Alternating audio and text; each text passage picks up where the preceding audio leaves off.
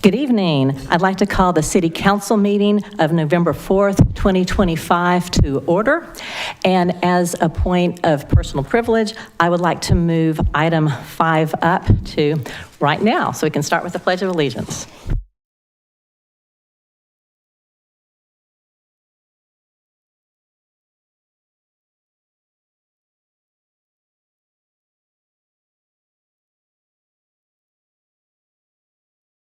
Gentlemen, yeah, so tonight we have the Austin Parkway Elementary NEHS students with us.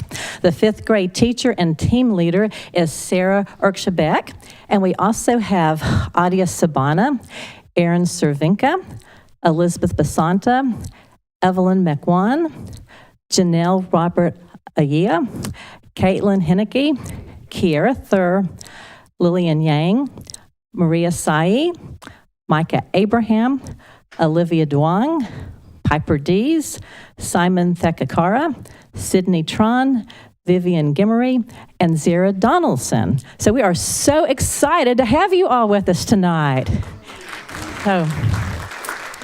Okay, so we've got our flags right there. So who wants to hold the microphone to do that you? Okay, and then is there someone else who's going to do it for the pledge to the Texas flag? And who's that?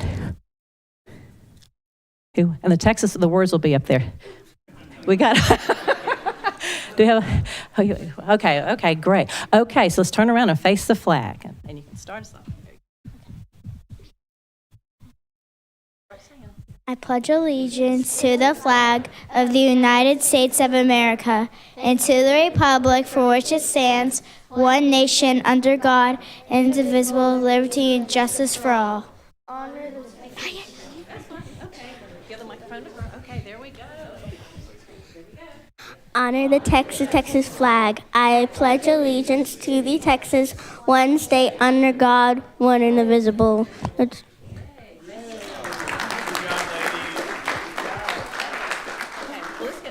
get some pictures. Do you want to stay up there? We'll stay up there. Okay, I'm going to get down here behind you.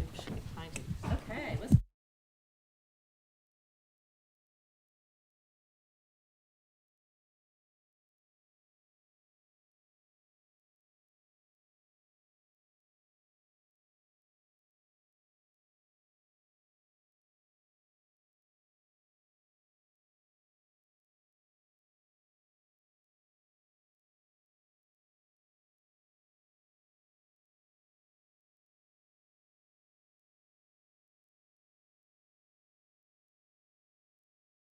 Thank you all for coming out this evening. Really appreciate it.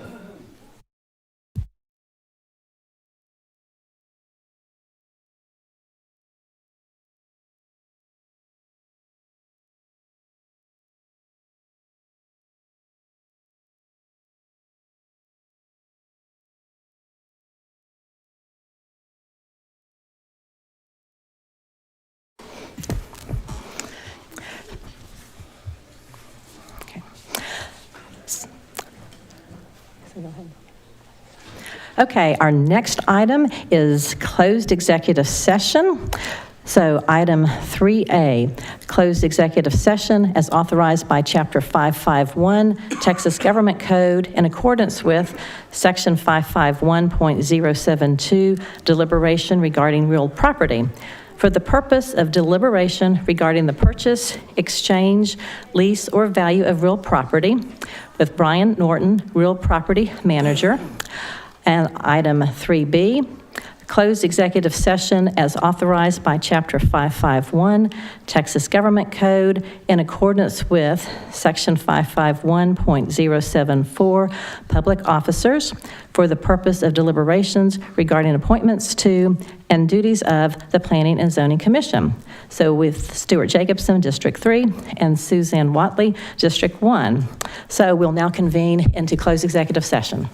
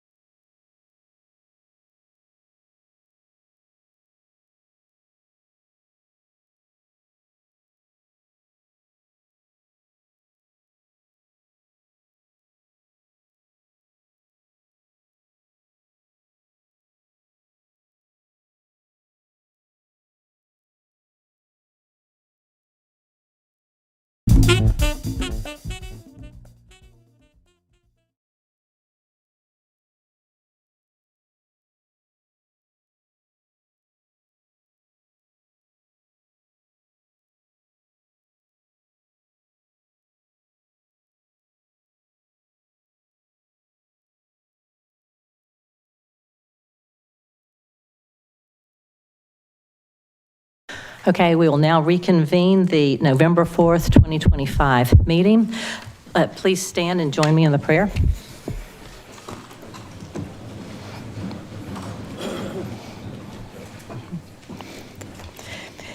Dear God, we come before you with grateful hearts for the blessing of living in the wonderful city of Sugar Land. We ask for your continued favor upon our families and businesses so that they may thrive and prosper. We thank you for the dedicated service of our city staff who work diligently to ensure the well-being of all who call Sugar Land home. We lift up our city, county, state, and nation to you, seeking your protection and guidance over our leaders and communities. We ask for your shield of safety over our first responders who face danger daily in their service to protect and serve our community. As we gather for this meeting, we seek your wisdom, discernment, courage, and compassion in every decision we make. May we always act with integrity and in ways that honor you, and may our choices reflect the best interest of the people of Sugar Land. May your spirit guide us in fostering a spirit of harmony within our city so that we work together toward the good of all. We offer these prayers with humility and gratitude. In your name we pray, amen.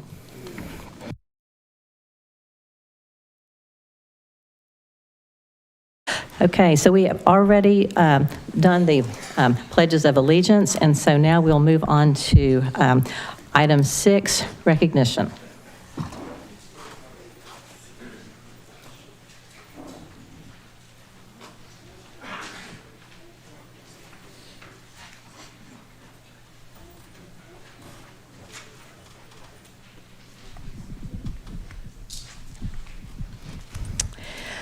The first recognition is recognition of the Mayor's Monarch Pledge Day proclamation. So I would like to call up William Hodgick, our Interim Director of Parks and Recreation, Finling Du, Parks Development Manager, and Caitlin Bunch, Parks Development Coordinator. So anyway, William, I'm going to let you speak. Turn it over to you. Thank you, Mayor. Good evening, Council. Since 2021, City of Sugar Land has participated in the National Wildlife Federation's Mayor's Monarch Pledge. This annual commitment empowers communities to create sustainable habitats for pollinators, especially the monarch butterfly. The monarch butterfly is considered a threatened species under the Endangered Species Act. And South Texas, Sugar Land serves as an essential migration corridor for both the fall and spring. The Mayor's Monarch Pledge requires cities that participate in this action items. And these action items from City of Sugar Land Parks and Recreation Department have increased every year. And Mayor, you've come out to some of our seating events at Brazos River Park, and we've established pocket prairies at Cullinan Park. We've done hundreds of pounds of seed sowing at Brazos River Park, creating these pollinator-friendly plants for the migration so they can stop and get nutrition as they continue along their way.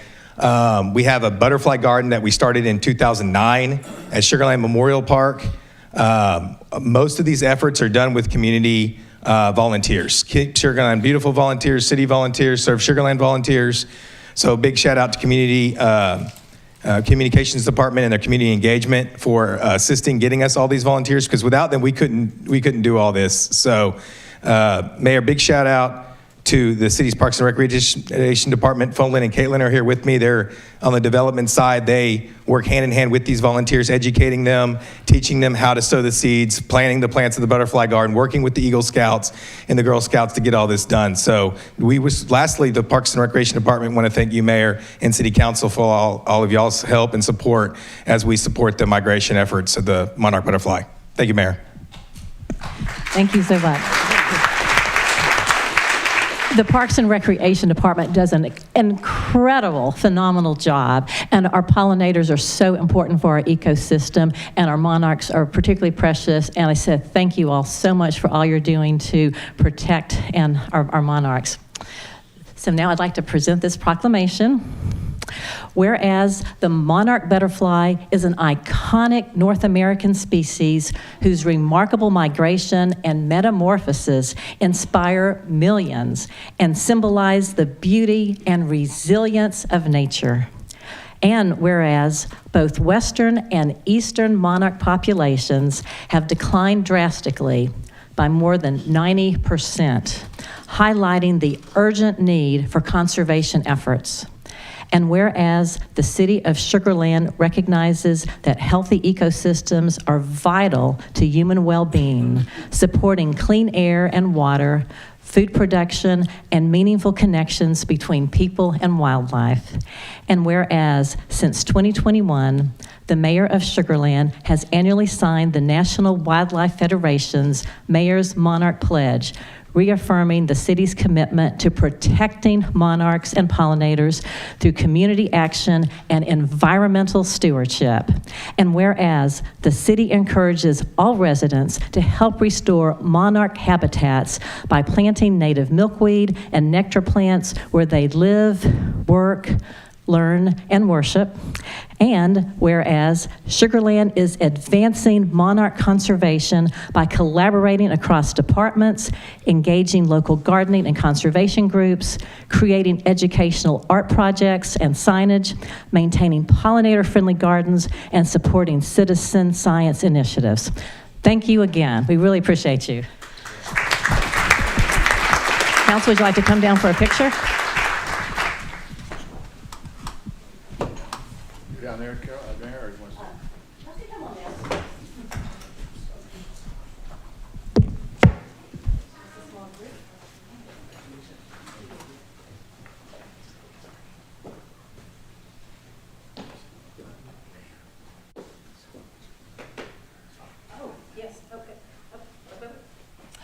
We have several members of our Parks Board. So Parks Board, could you please come up and join us? Just now noticed that you all were over there, so please come up.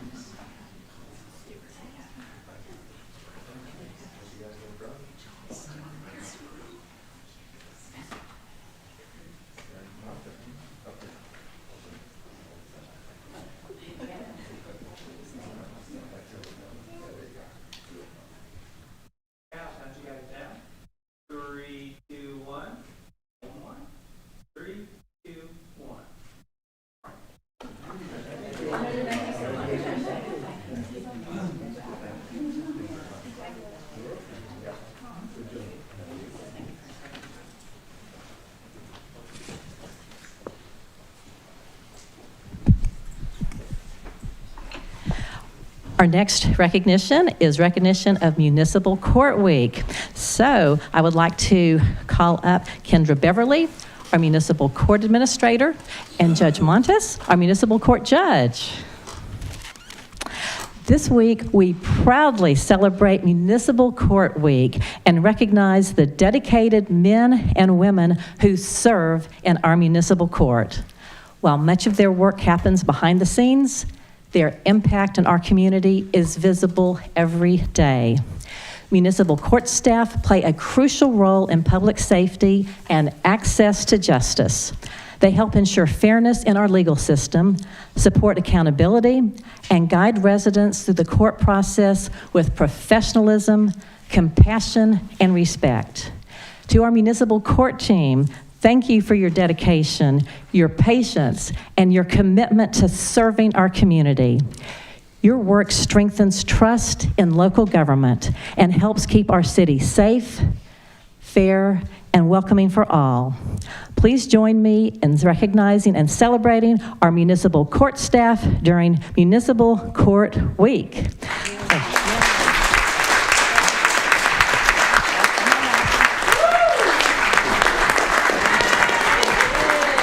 All right. Thank you, Mayor and City Council, for just taking the time to recognize the court staff. They are an amazing staff, and Judge Montez and I are proud to be part of this amazing team. Oftentimes, they are the first point of contact for somebody who has received a citation in the city, and obviously that's not always a pleasant encounter.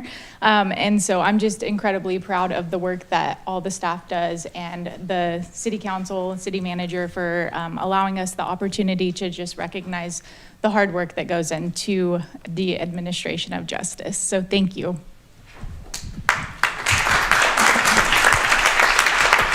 Thank you. We're so proud of all of you. So I'd like to present a proclamation. Whereas the municipal court plays a vital role in preserving public safety and protecting the rights of all citizens by providing fair, efficient, and impartial administration of justice. And whereas the judges, clerks, and staff of the Sugar Land Municipal Court demonstrate professionalism, integrity, and dedication in serving our community, ensuring that justice is accessible and that all individuals are treated with respect and fairness. And whereas Municipal Court Week provides an opportunity to recognize the important contributions of the court and its personnel to the city of Sugar Land, as well as to increase public awareness and understanding of the judicial branch of local government. Again, thank you all so much for all you do.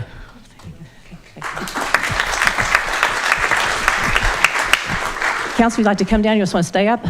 We'll stay up. We'll stay up? Okay.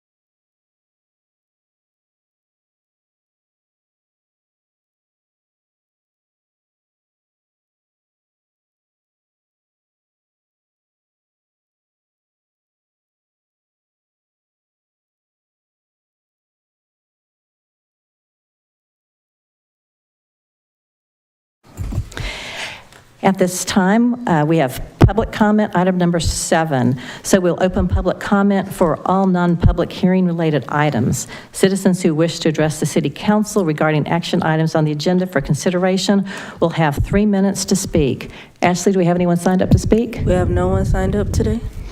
Okay, public comment is now closed. Next is item 8, consent agenda. All consent agenda items are considered to be routine by City Council and will be enacted by one motion. Is there any council member who wishes to pull an item off of consent? Okay, motion by Watley, second by Single. Let's vote at this time.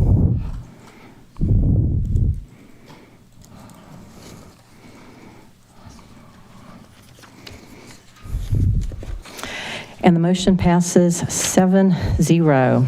Okay, it looks like next is annual ethics training. Receive annual training related to the Sugar Land Code of Ethical Conduct and state laws regulating ethics and reporting responsibilities of city officials. So we have Meredith Reedy, our city attorney. Good evening, Mayor, Council, boards and commission members. This evening, you're going to get your annual ethics training, and you're going to play the game of ethics. So what are your objectives of the game this evening? It's to receive an overview of the Code of Ethics, receive your training as required by the code, and hopefully successfully serve your term with no ethics violations. So let's talk about who gets to play the game this evening. So we're going to have all the members of City Council get to play with this. We have the members of the advisory and administrative boards will play with us. Every once in a while, we're going to invite some former council members. They could come play, and advisory board members. And we don't want to leave anybody out. So we're going to ask the candidates for City Council to also come and play with us. So we have 8 basic rules we need to keep in mind as you're learning to play the ethics game. disclose conflicts of interest. This is probably the most important one for you to learn. It's why it's the number one on the list.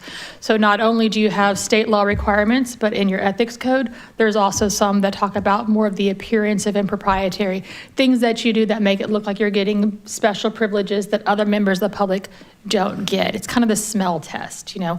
Do you want to be the topic of conversation at your house of worship? Would you like to have a family dinner and have you be the topic of conversation? If the answer is no, you probably shouldn't take those actions.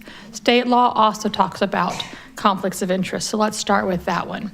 So under state law, a conflict of interest is when you have a special economic benefit on an item on the agenda, and you're asking yourself, okay, so tell me about what this special economic benefit means. So if it's related to a business entity, it's called the rule of 10% or 15,000. If you have 10% or more of your income, your spouse's income, your parents' or your children's income, you have a conflict in a business entity. If you have 10% or more of the voting stock, or you own 15,000 or more of the value of that company, you have a conflict of interest in a business entity. If it's a real property item on the agenda and you own 2.5 thousand of that, then you have a conflict in real property. And you ask yourself, okay, if I have a conflict of interest, what am I required to do? You must file a disclosure statement within 5 days of determining that you have a conflict with the city clerk's office by 5 p.m.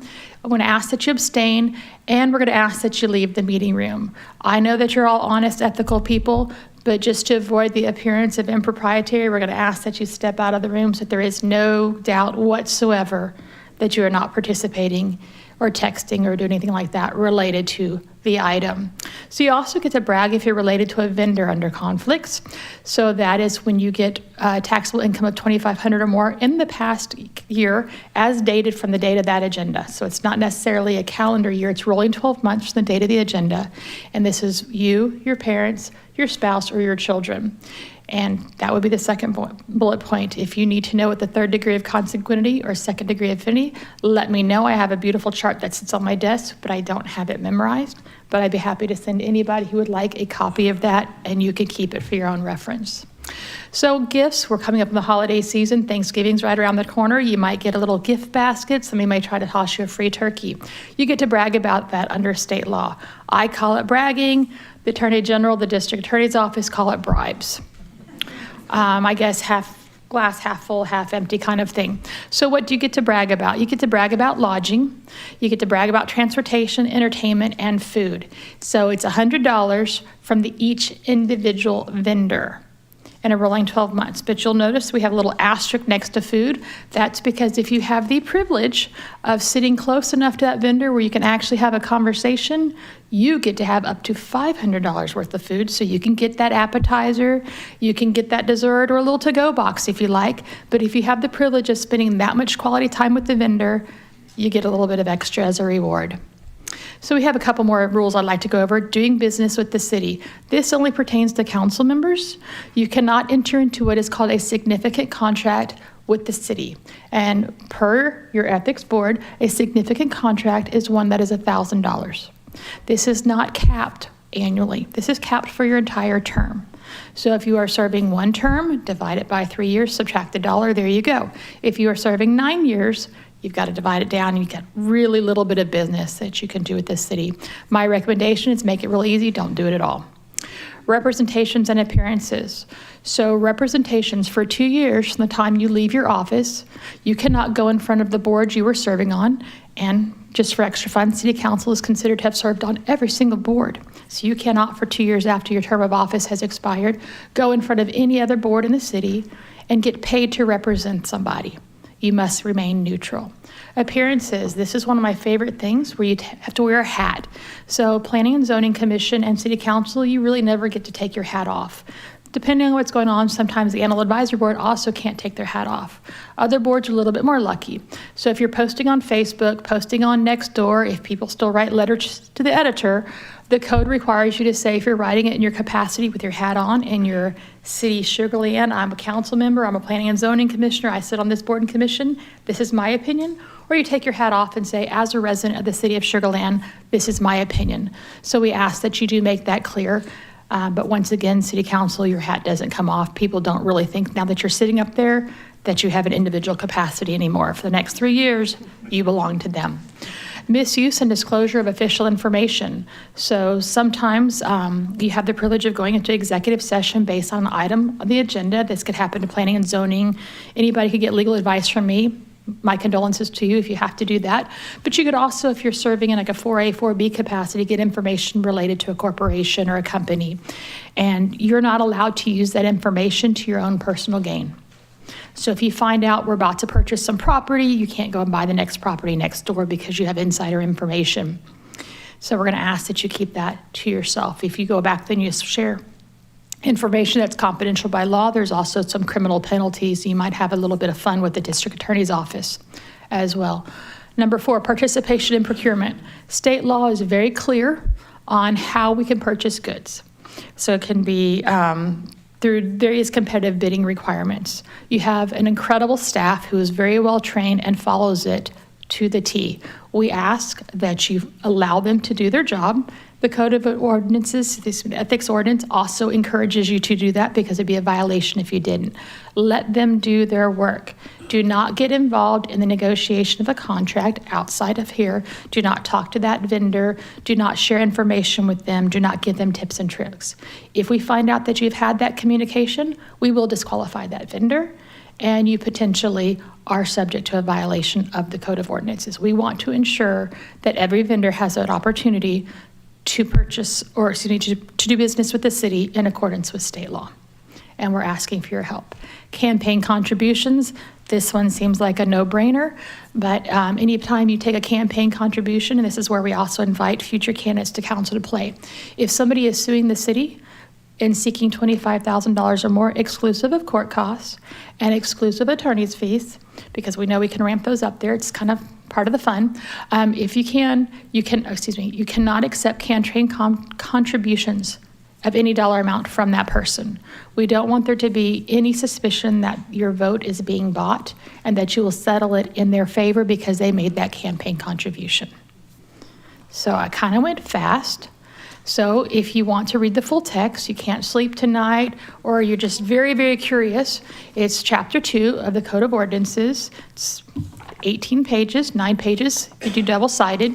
And if you have questions, this is one of my very favorite topics, so feel free to email me. I would love to give you a written ethics opinion. It's also called the get out of jail free card. So if you think you're about to do something and you're not sure if it's allowed under the code, go ahead and give me a call or send me an email, and I will give you a written opinion and says, based on the facts that you have described to me, and as the legal advisor to the Independent Ethics Review Board, my opinion is that this behavior will not be a violation or will be a violation. If I'm wrong and you did it and it does become a violation, I'm in trouble and you're not, because it was my mistake and not yours. So, what do you do if somebody doesn't follow these rules? Well, someone can file a written complaint. It must be signed and sworn within 1 year of the date of the alleged violation, or within 1 year of you determining that or believing that the violation occurred. It must be signed and sworn, submitted to the city clerk's office. It must include the name of the accused, the code section that you believe has been violated, and it must have your name and your contact information, and any additional information that you could add to it to help as evidence for the board to review it. Once it comes in, it comes to my office. The city clerk will forward it to me. I verify that is in fact signed and sworn, that the person who is accused of violating the code is subject to the code. Because, as you know, the only people who get to play this game is elected and appointed officials. City staff, we have our own Code of Ordinances. So if Mr. Goodrum or myself decide to do something, it would not be a violation of this code because we are not subject to it. And we're asking for your contact information because if we have additional questions, could you give us more information? We would like that. If all those items are met, I then forward it to the Independent Ethics Review Board, and they have an opportunity to do a preliminary review. At that point, my job is done. Outside counsel comes in and talks to them because I am conflicted out because I'm everybody's legal advice and I cannot represent both sides. And so the Ethics Review Board will look at it and say, yes, if this information as presented is correct, it is accurate, then it's probably a violation. We will move forward. They will then tell city staff and our outside counsel These are the witnesses I need, and this is the information I need. So if you could provide us these documents, we are going to schedule a hearing to go on this. They have the ability to subpoena witnesses. They have the ability to ask various documents from the city to be able to do that. They then hold a hearing and make a determination as to whether or not a violation has occurred. If they do find that a violation has occurred, they can impose some sanctions. These are the 7 current sanctions. Starts at the top of a letter of notifications, and it ends at the bottom of recommendation of recall. And it's a recommendation only because if you're voted in, you can be voted out. They do not have the authority to remove you from office. And then number 6, they would come back to you, City Council, and say, these are our findings. We believe this behavior is so egregious, such a huge violation, that we are recommending that you remove this appointed official from their capacity. So I went very fast. Before you have an opportunity to play my little game this evening, do you have any questions? I have so much confidence in all of y'all. This requires participation. So boards and commission members, if you want credit for attending, you also have to shout out the questions, or you get to play again with me. Or excuse me, shout out the answers, or you can play again with me. It's up to you. So here we go. We're going to play the game of ethics this evening. So, to increase the revenue and promote tourism within the city, we have a council member, and I'm not going to name names, has suggested the city install a kayak-friendly boat ramp over at the Brazos River Turnaround in Oyster Creek Park near Constellation Field. So, does it happen to matter that this council member's daughter owns a rent-by-the-hour inflatable kayak company? Do we have concerns? Yes. Oh, y'all are on a great start. So, because this is a very supportive parent, the council member then makes a few phone calls. Gets the boat ramp idea on the next Parks Board agenda. Parks Board, for review, and receives positive feedback. Do we have any concerns? Yes. Do you want to tell me what your concerns are? I need more than yes or no answers here, people. Conflict of interest, yes, because they're making phone calls, which a resident doesn't already have the ability to do, and because it is their child. First degree, right there. So, however, the Parks Board is extremely excited about this. They enthusiastically endorse the prospect of boat ramps, and they said, you know what would make this even better? We need food trucks. So, we're moving on. Now we go to planning and zoning, and I've seen my planning and zoning people here. They're sitting up there in your chairs. They're going, yep, this sounds pretty good. And one of the P&Z commissioner, as they're listening to this, decides to text their spouse and says, honey, we got to buy that food truck. We are going to do great. Do we have a violation? Yes. And what do you think the violation is? It's not confidential information. That was a trick question. Because this happened at a P&Z meeting, it's open to the public. Everybody has a chance to be sitting at home or in the audience buying that food truck. Trick question. So, despite the trick question, Parks Board's on board, P&Z's on board, so we're now at the SLDC and 4B. We want some incentives because we want the absolute best kayak company possibly. Luckily for the council member's daughter, their parent sits on both 4A and 4B. So we're going to ignore all limitations in state law, and I'm sure you all realize, of course, this daughter's company is the clear winner. And 4A and 4B has decided that we're going to give this person all costs needed to relocate this business to Sugar Land because they're the best. What kind of problems do we have now? We have conflict of interest again. We have a theme going here. So financing is secured, the Parks Board's on board, zoning's in place, City Council votes to grant an exclusive license to operate this kayak rental. That's one of my ethics board members. I'm so proud. Yes, yay, Amy. Okay, so what should that council member do when you're taking the vote? Yes, I'm hearing it. File a conflict of interest, abstain, and leave the room. That is the only way for that council member to cure this. Probably should have done that a few times back. Maybe should not have gotten involved at all. So 6 months go by. This was the best idea. Obviously, all these boards knew what was going on. Kayak company makes $30,000, the food truck company makes $45,000. I don't know how much of that belongs to the P&Z commissioner, but because they followed the rules, it doesn't matter. Unfortunately, Labor Day weekend, an alligator sees this kayaker who just finished food from the food truck and says, "Oh, good, dinner is delivered." So the alligator bites the kayaker, pops the kayak. We have all kinds of issues. EMS gets involved. So then this kayak person decides they're going to sue the city. We go back into the council dining room and I talk to you all about this lawsuit. Do we have a problem, and can that council member attend? Excellent. I've got such great hope for y'all. So city council settles the lawsuit. Obviously, y'all are going to revoke the exclusive license, and you said, you know what, it's a free-for-all. We're not going to charge. You're going to float at your own risk, bring your own tube. Be careful, we got alligators. So time goes by, and we have a local resident who happens to be a business owner who also has kayaks. His are not inflatable. And he's a little bit mad that he didn't have an opportunity to file an opportunity. He didn't have an opportunity to get an incentive payment, and he files a complaint with the ethics board. So we've come to the day of reckoning. The ethics board is now looking at this person's complaint. What issues do we have for the city council? What violation do we have for that city council member?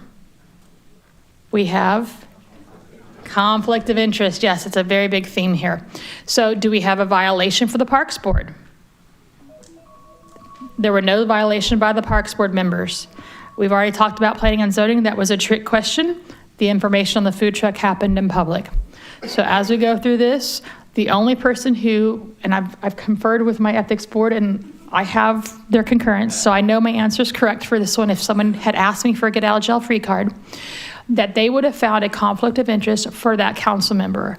And that not only would they have needed to abstain from the closed executive sessions and voting on it, they had a problem because they made the phone calls to the Parks Board and they got information in front of another board that a regular resident would not have that. So I appreciate your time. You're good for another year. Y'all have a good evening.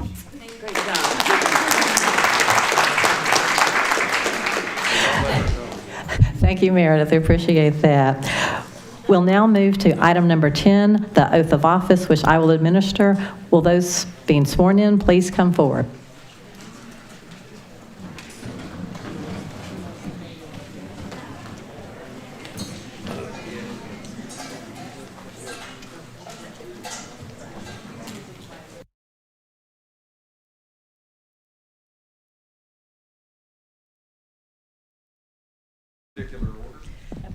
Anybody want to stand? All right, we're gonna do it.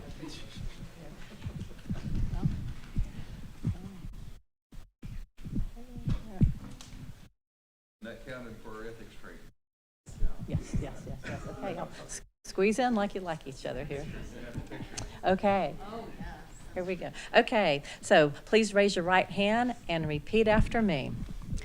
I state your name. Do solemnly swear or affirm that I will faithfully execute the duties of the office of state your board or commission of the city of Sugar Land, county of Fort Bend, state of Texas, and will to the best of my ability preserve, protect, and defend the Constitution and laws of the United States and of this state and the charter and ordinances of the city. And I furthermore solemnly swear or affirm that I have not directly or indirectly paid, offered, or promised to pay, contributed or promised to contribute any money or valuable thing, or promised any public office or employment as a reward to secure my appointment or the confirmation thereof. So help me God.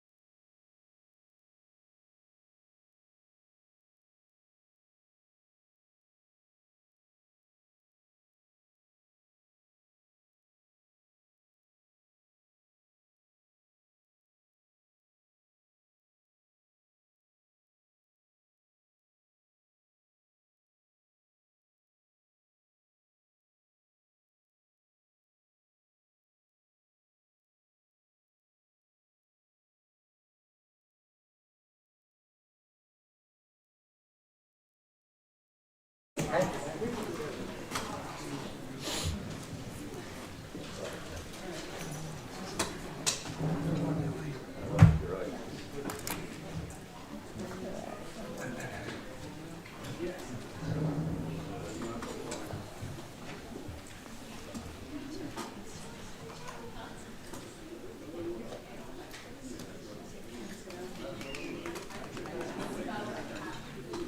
think they should be staying for the meeting.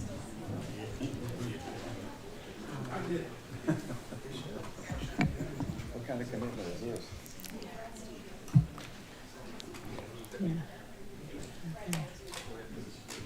Yeah.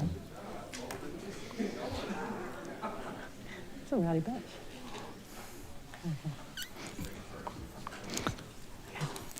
So item number 11 is appointments to the Planning and Zoning Commission. This item is to clarify appointments made at the October 21st meeting. Bradley Tilton is appointed to fill the unexpired term of Taylor Landine and will serve a partial term through September 30th, 2026. Do I have a motion? Okay, motion by Single and second by Miller. Let's vote at this time.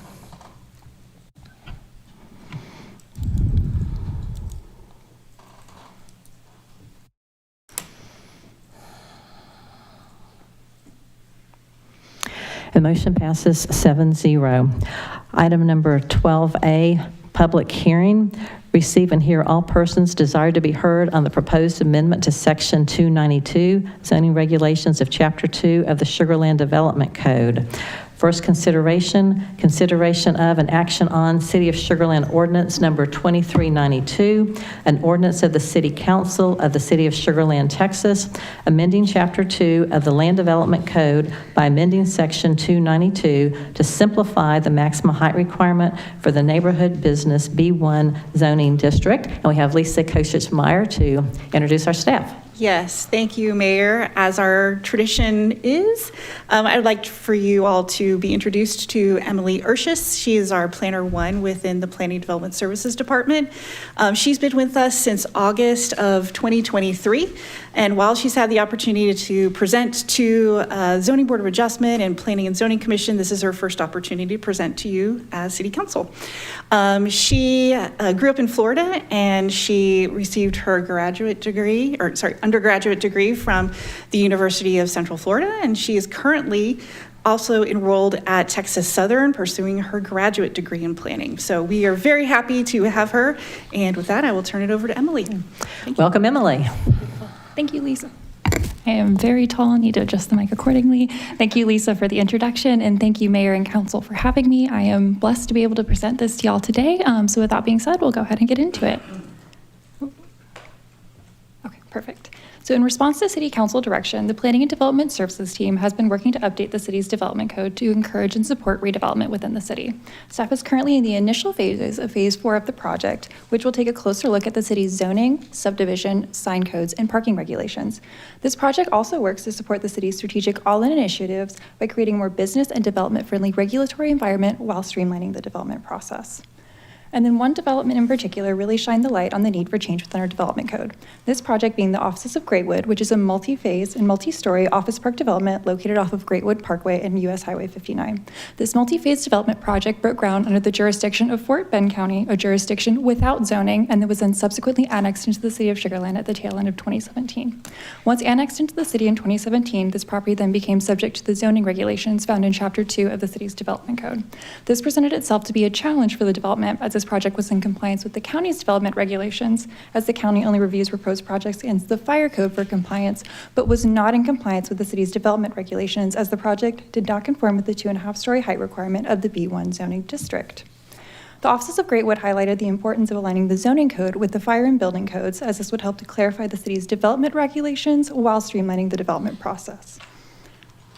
And then with that being said, the purpose of this item is to consider and then act on a proposed amendment to Section 2-92, and more specifically Table 2-92.1 of the City of Sugar Land Development Code, with the intent behind this proposed code amendment being to enhance clarity and consistency within the code and to simplify the maximum height requirement for the neighborhood business or B1 zoning district. And then this is going to be the proposed red line version of the proposed change to Table 2-92.1. The only change that is currently being proposed for the table is removing the half-story caveat while leaving the numeric height requirement intact at 35 feet. Through this change, we're aiming to align the height requirements established through zoning with the regulations laid out in the building and fire codes, as these codes do not recognize a half-story within their regulations.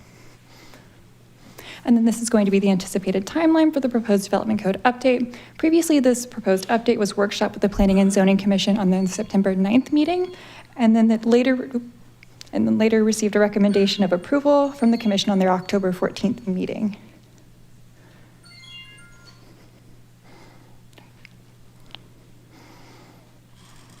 Okay, beautiful. And then staff is That's okay, you're human, it happens. And then staff is recommending that the City Council hold a public hearing with the first reading of Ordinance 2392 at tonight's meeting, and then having the second reading of the ordinance on the December 2nd meeting. My apologies. At this time, there have been no inquiries pertaining to this development code update, and staff is not aware of any opposition. And then I'm also here to answer any questions y'all may have. Mayor, may I? Well, first, we need to open the public hearing. So Ashley, has anyone signed up to speak? We have no one signed up. Okay, so now we will close the public hearing. So now, yes, Councilmember Wandahar, yes, quick. please proceed. This is going to be a very obvious question, but I want to ask it anyway. Since this was precipitated by an existing building, we're not going to require that building to make any changes. So no, sir. Okay. So with the passing of this proposed amendment, this would allow for this project to move into the next stage and proceed with construction. All right, thank you. Yes, sir. Councilmember Watley? Thank you, Mayor. Were there any concerns on planning and zoning? I didn't see any remarks. So no, ma'am, there were no concerns at that meeting. And it passed unanimous? Yes, ma'am, it did. Thank you. Yes, ma'am. Councilmember Betcher? Just to kind of reiterate what the purpose of this is, the height requirement of 35 feet stays the same. It's just removing the 2.5, and they didn't recognize the half, and that's why things got messy? Correct, yes, sir. So with removing this, hypothetically, if you, depending on your design professionals and how flat your roof is, you could go up to 3 feet, but it just kind of gives a little bit more flexibility on the development side. Okay, thank you. Yes, sir. Motion to, Okay, we have a motion by Betcher, yeah, motion approved. second by Wandahar. Any further questions? Let's vote at this time.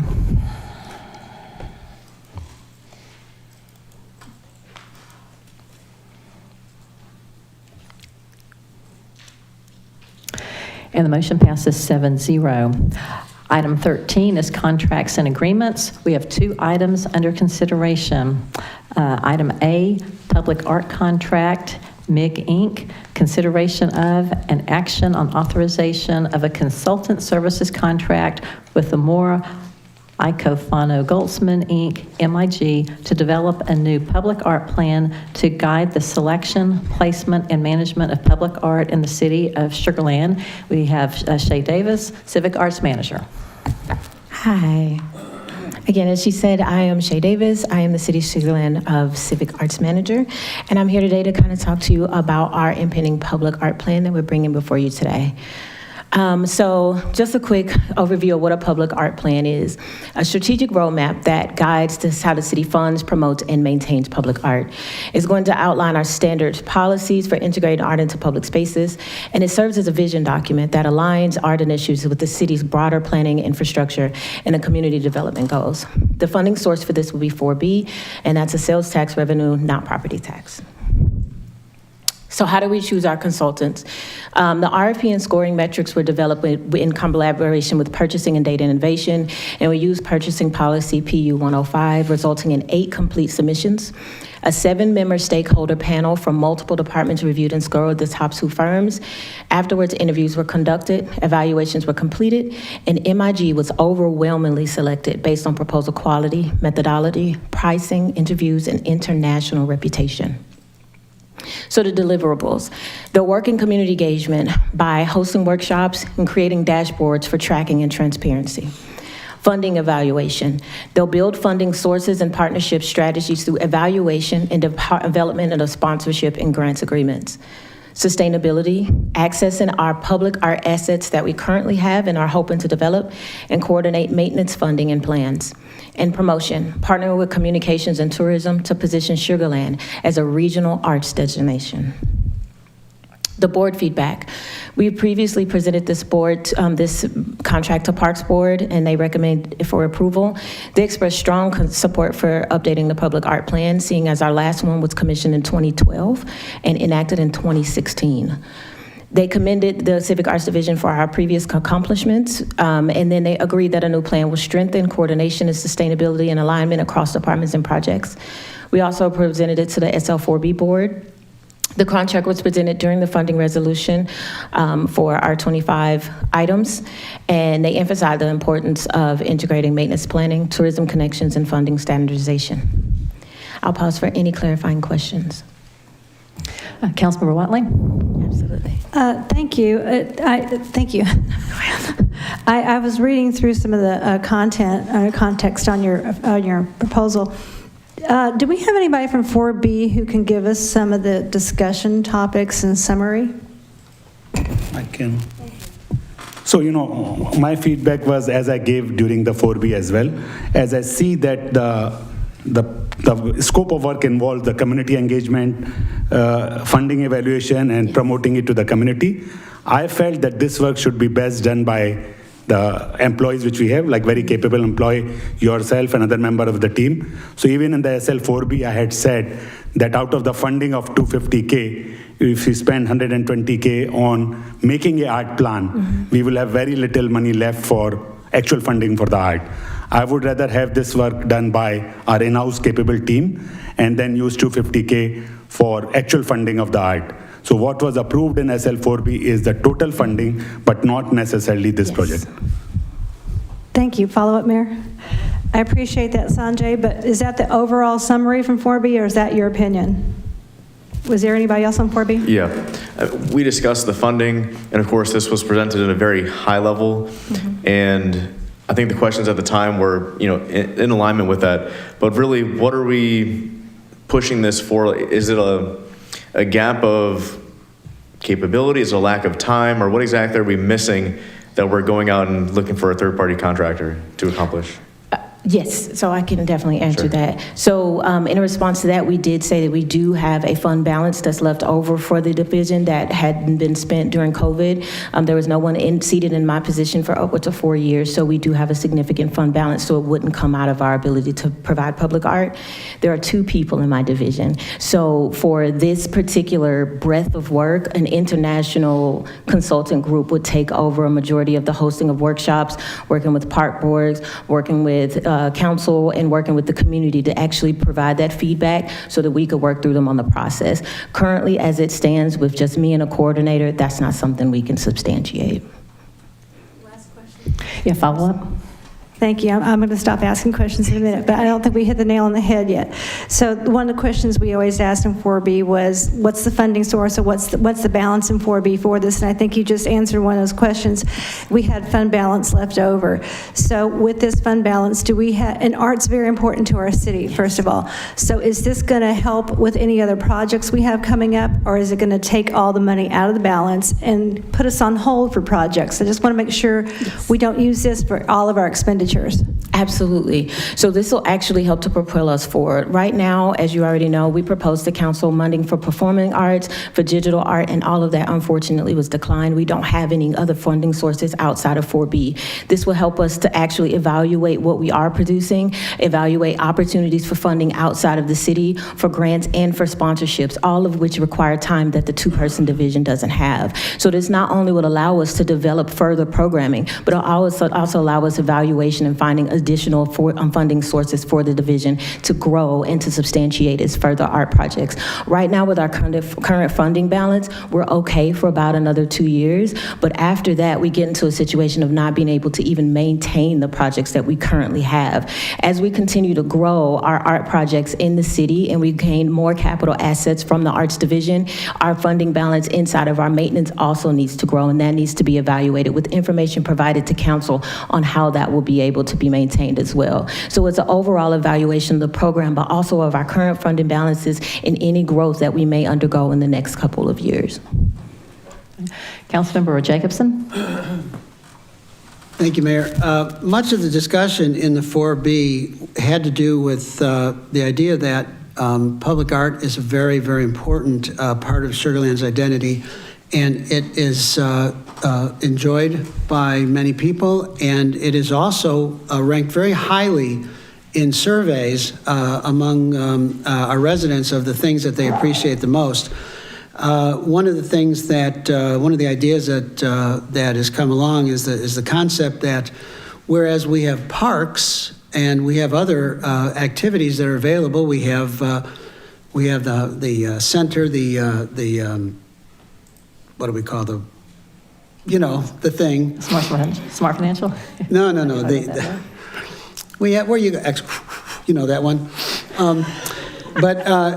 And those are enjoyed by some people, but to some people, art is it's their way of enjoyment, and those are the things that we need to provide. So the why was there in the 4B meeting. So I just wanted to clarify.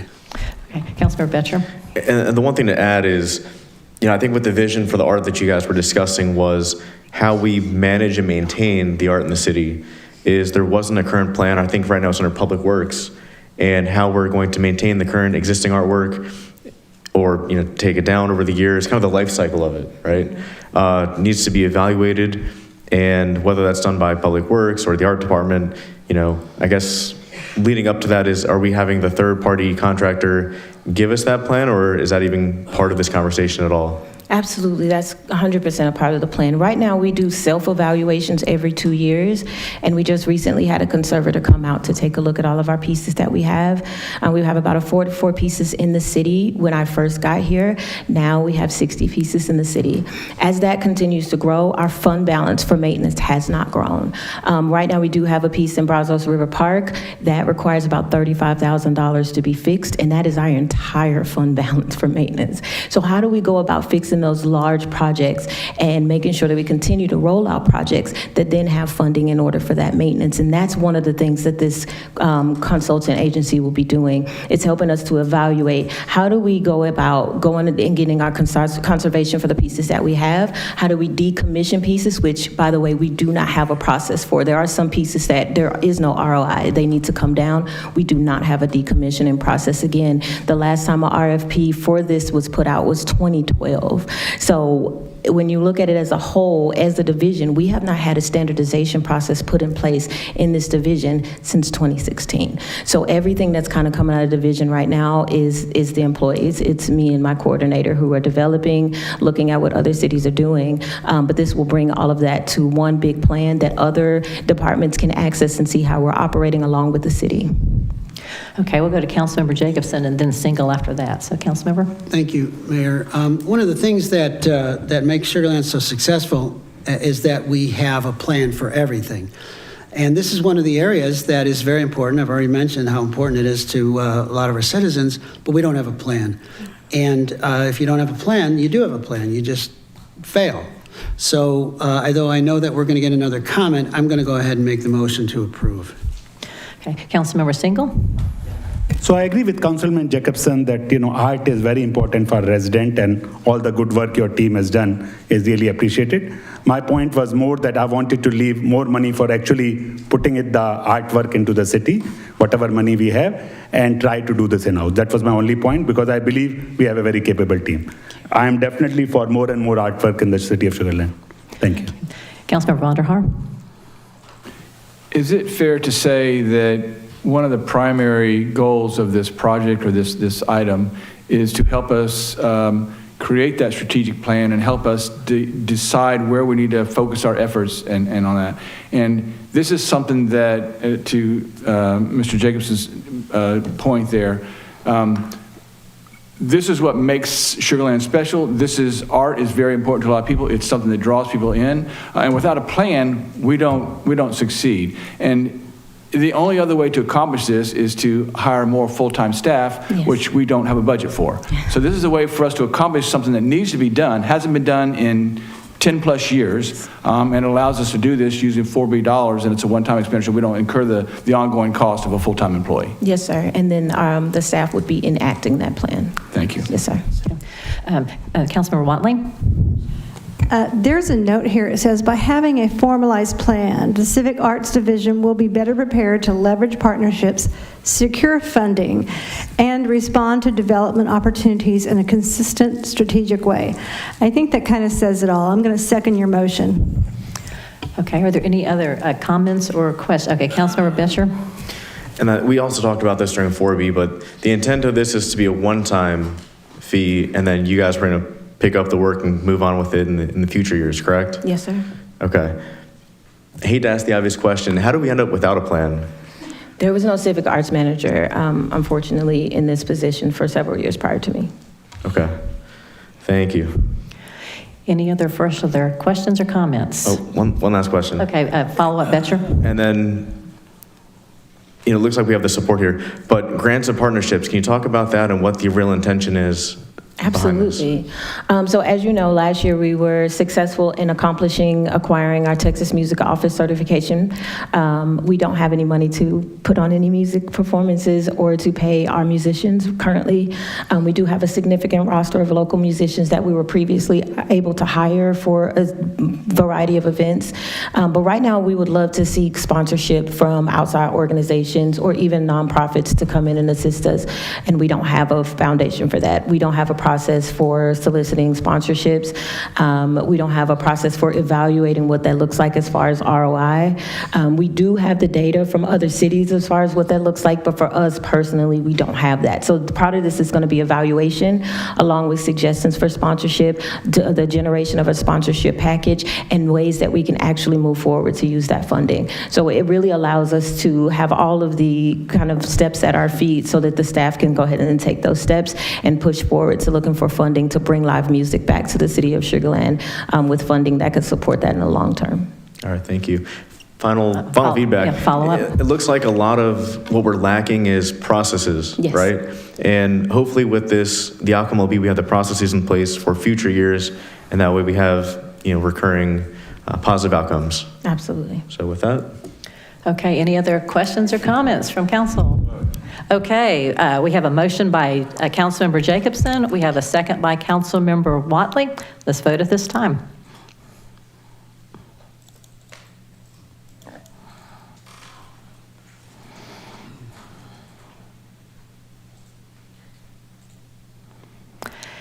And the motion passes 6-1. Thank you, Shay. Thank you, Councilman. Next item is item 13B, contract with Quiddity Engineering, LLC. Consideration of and action on the authorization of a professional services contract with Quiddity Engineering, LLC to complete design improvements of the existing West Wastewater Treatment Plant, WWTP, in the amount of $2.96 million for CIP CWW 2309, Track 2, wastewater improvements. And we have Timothy John, our Senior Engineering Manager.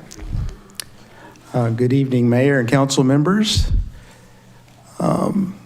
Yes, this evening we are seeking your approval for a design contract with Quiddity for our West Wastewater Treatment Plant, and I'll explain the relationship to that to the Track 2 location.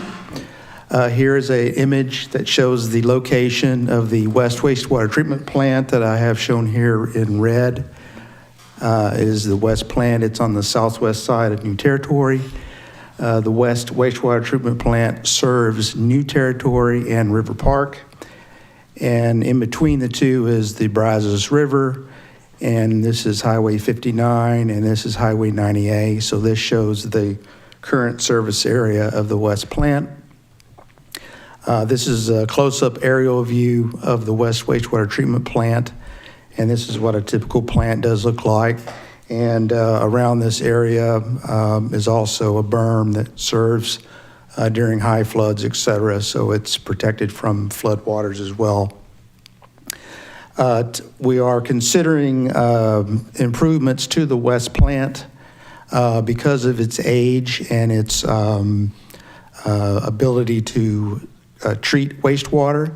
We're also making improvements to the plant to an area what we call Track 2, which is up here north of 90 and on the west side of the airport. It's a track that's being a residential and industrial development that's forthcoming in the next few years. Project background, the city did take ownership of the West Plant in 2017 when New Territory was annexed. The plant is operated by the Brazos River Authority. The West Plant does have aging equipment, leading to the need for rehabilitation and new equipment to handle flows for New Territory and River Park.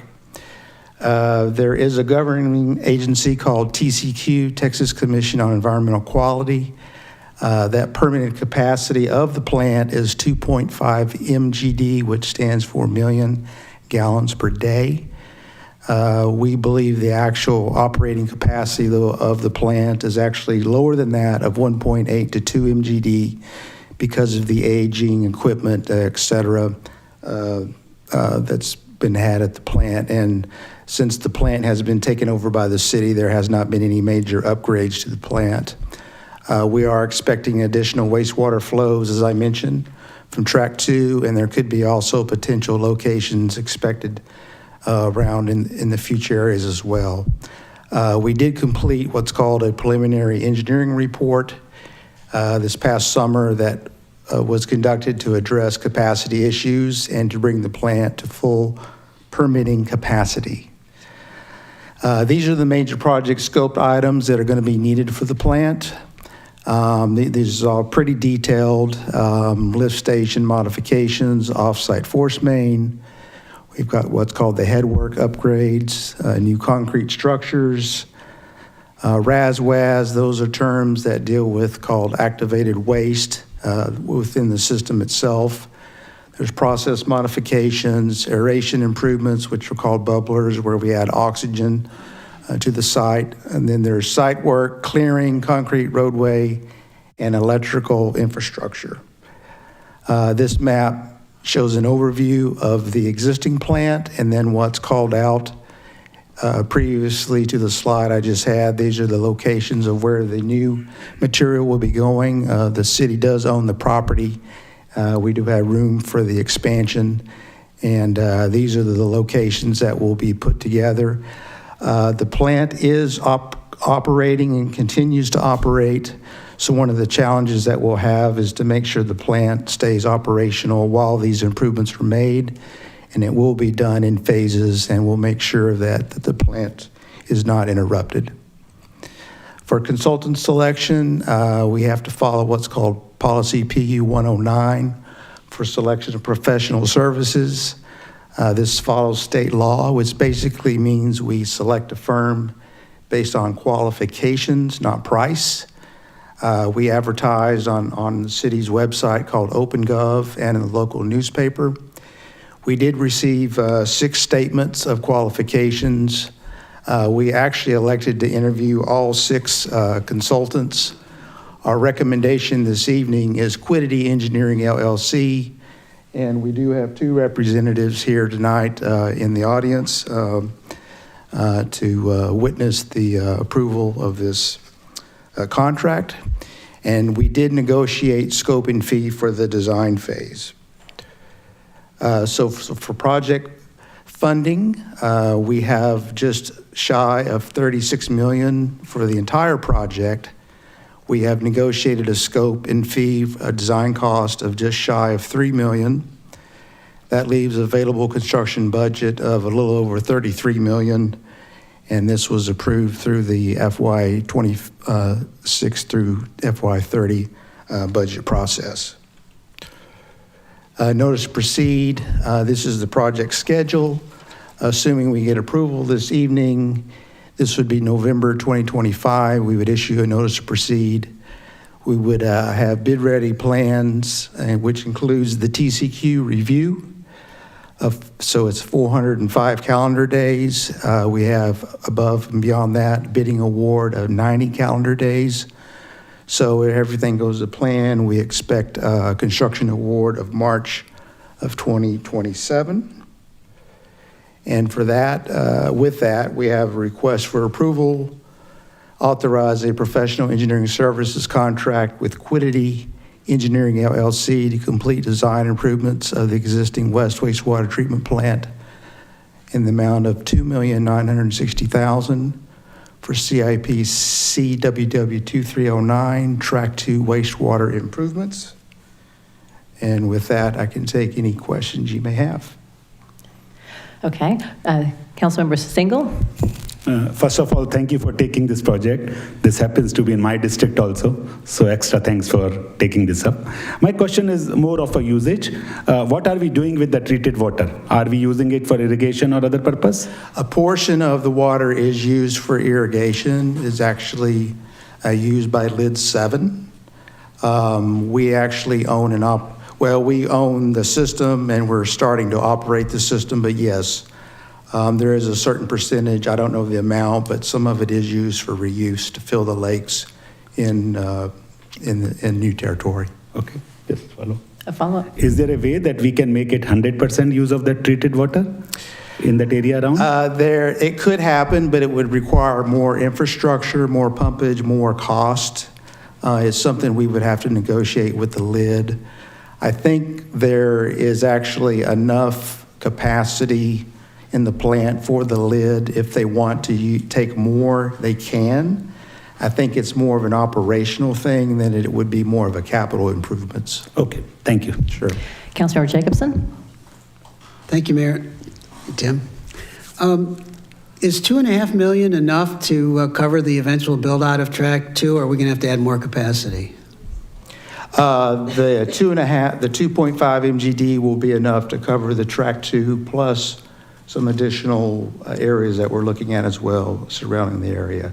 Okay, thanks. So the TCQ permanent capacity is 2.5, and we don't plan to expand beyond that. Any further questions or comments? Okay, got a motion by Miller, a second by Single. Let's vote at this time.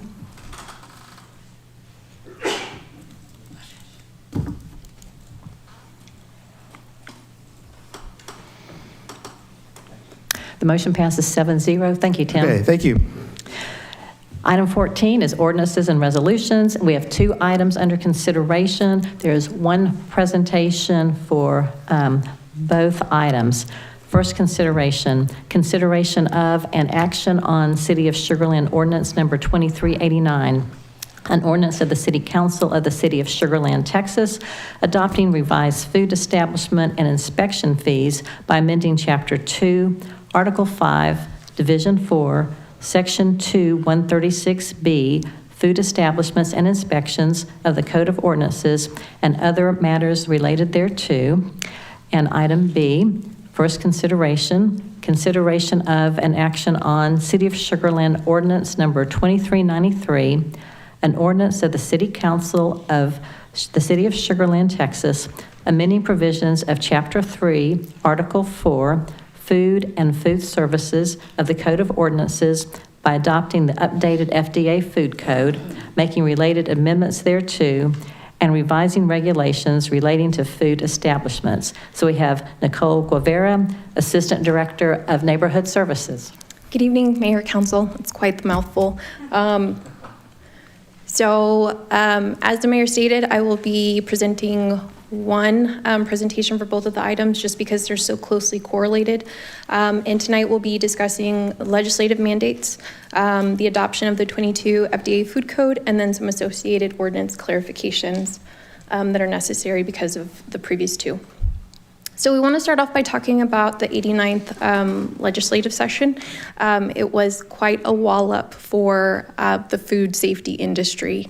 So much so that my entire group and we went up to Austin as members of the Texas Environmental Health Association to speak with legislators. We wanted to make sure that they understood the full impact of, it's all in the fine details of the wording, and sometimes we don't always realize what the long-term impact is of some of the wording. So we went up there to speak, and again, our group is here. We're really passionate about food safety, so we did what we could to try and persuade some changes. Unfortunately, we weren't super successful. So we had three major bills that impacted how we operate. Those were SB 1008, which covered just general food service operations, HB 2844, which affects food trucks, and SB 541, which covers home cottage regulations. So because of the combination of bills, we really had to change all of our definitions in the ordinances to align with state verbiage. It also resulted in the removal of any fees that were not currently utilized by the state. So if the state doesn't outline a fee for it, it's not a fee that we as a city can have either. We also had to change our entire fee structure, not just because we had to remove fees, but also the fee structure itself for fixed food establishments.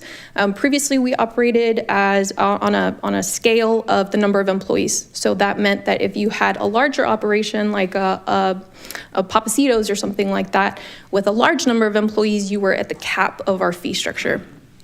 With these changes, we had to change to a risk-based level, and that kind of threw a lot of our food establishments into a wide range of the different categories. It's no longer based on really the size of the operation, but really the types of food and the food preparation methods. So we switched to a risk-based level. Now, for the most part, our businesses will see a decrease, but there are some that will see an increase. Overall, though, we do anticipate seeing a revenue loss of about $60,000 without an associated, an equivalent reduction in workload for staff. So we want to run through some of the impacts of these bills. We unfortunately will no longer be able to assess fees for frozen dessert sampling because that's not a service that the state provides, so it's not one that we can assess a fee for, which is unfortunate because it was the process by which we made sure that all of the soft serve machines in the city are being emptied and sanitized. We would take samples and send that off to the lab for sampling. So really the fee that we collected was covering the cost of operating that testing. We also have to change how we handle public schools, nonprofits, and child care facilities. Unfortunately, they don't have an annual permit at the state level, so we cannot have an annual permit at our level either. The routine inspections are going to be eliminated, and it's going to shift to an on request, upon request by the school, the nonprofit, or the child care facility. So we will be assessing a fee for that inspection. Again, very unfortunate. That's just how the state is structured. We also saw an expansion of home cottage production. So if you are nervous about, how someone cooks in their kitchen, you might want to pay close attention to this one. They did add some additional food items that qualify for exemption under the home cottage law, and they're also now allowed to sell in storefronts. So previously, there was a requirement that if you were a home cottage producer, you had to, your customer was a face-to-face transaction. That kind of hurdle has been removed. So if you go to the grocery store, you might want to just double check if that's something that you're concerned about, because that direct sale is no longer a requirement to qualify under home cottage law. That's been removed. Another major item that we're going to have to tackle here over the next few months is food trucks. So our legislators decided that food trucks needed to be regulated and overseen at the state level. So essentially kind of cutting our legs out from under us as far as regulating food trucks at a local level. So now, as you can imagine, just immediately punting regulation of food trucks to the state level caused a lot of turmoil within the industry, both within food truck industry, within the Department of State Health Services, and then also at the local level. So we are still at this point, even though technically the bill is effective, we are still waiting for clarification and guidance from the state on what it all means. And what in practicality, regulating food trucks in the future will look like. So as soon as we get clarification from the state and also an outline of what some potential collaborative agreement would be between the city of Sugar Land and the state, we'll come back and workshop that. We also have to implement some new public posting requirements for fee changes. So not only do we have to submit our fees to the state, we also have to have a 60-day posting requirement following second reading. So normally at second reading, an ordinance would be effective, not for us. We have to wait an additional 60 days. We also have to maintain a public-facing notification list. So you may see that on our website where anyone can sign up for just notifications from our food inspection division. So that's part of the requirements for that bill. So currently we operate under the 2017 FDA Food Code. We want to make sure to adopt the 22 just so that we stay up to date on, just industry standards. We do have some amendments to the 22 FDA Food Code though, one of which is grease trap location. So currently, grease traps are not allowed to be within the kitchen, just from a cleaning perspective. It gets you can imagine grease traps can be kind of messy and you don't necessarily want that in your kitchen. There are some businesses that really don't produce a lot of fats and greases though. So we want to include a variance process so that if they qualify, we can grant them that variance. So to have, like a little mini grease trap container underneath their 3-compartment sink. It's really designed to help offset some of the costs associated with, really launching a business if they don't need that. We also want to make sure we maintain the temperature for hand washing at 100 degrees. It's just a cleanliness thing, right? And then make sure that folks have hair restraints and completely cover their hair. There are gentlemen with beards and folks sometimes have hair on their arms, so we just want to make sure that we don't get any random arm hair in your salads. Yeah. And then also just a standardization for all of the kitchen equipment, just a set standard. We do see some very creative, home-built DIY projects in kitchens sometimes. So we just want to make sure we set that standard for equipment. Okay. And since we're having to restructure this entire article, we want to readopt some of the previous amendments. So that's in there as well.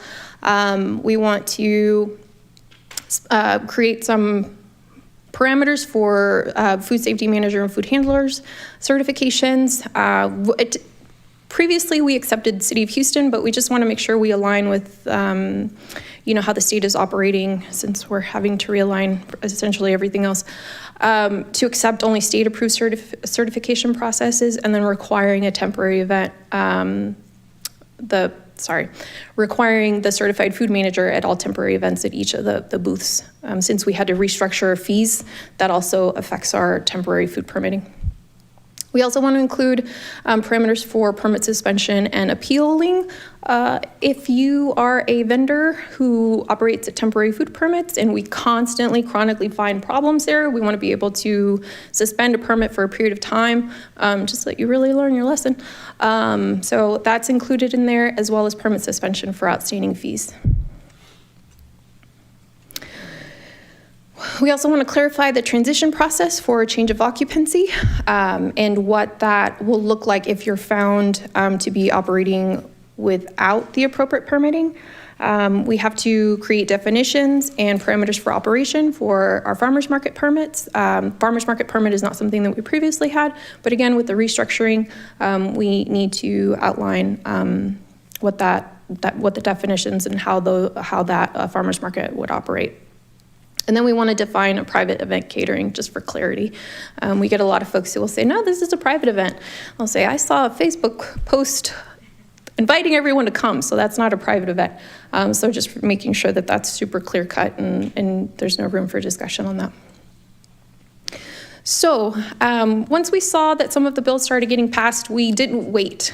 We did start reaching out to very specific businesses as a bill was formally approved and signed and all of that. We got to work. So we've already been in discussion with our food truck operators, some of the schools and daycares, our temporary event coordinators, really just to start laying that groundwork for what the future will look like for our division.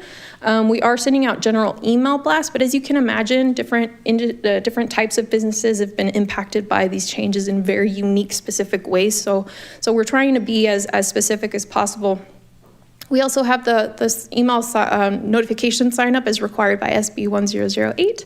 And then following second reading, during that 60-day required posting, we plan on having meetings and phone calls with, again, with more businesses, fully utilizing that new notification system, and then preparing informational pamphlets for inspectors when they go out and actually are in the field for them to hand out.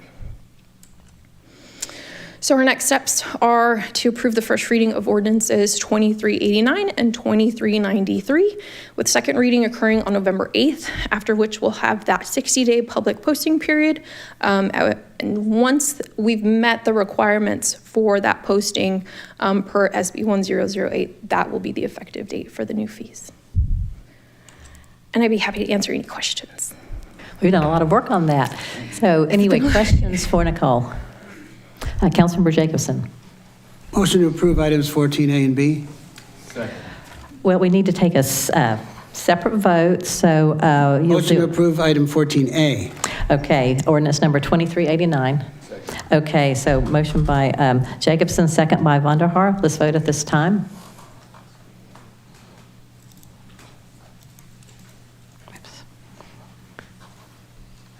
That's right, and no further questions, right, on this? Okay, second would be voting on item B, ordinance number 2393.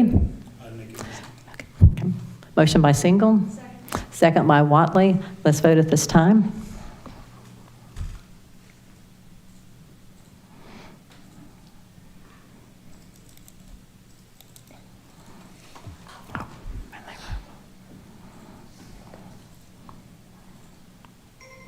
Okay, and again, that motion passes 7-0. So thank you, Nicole.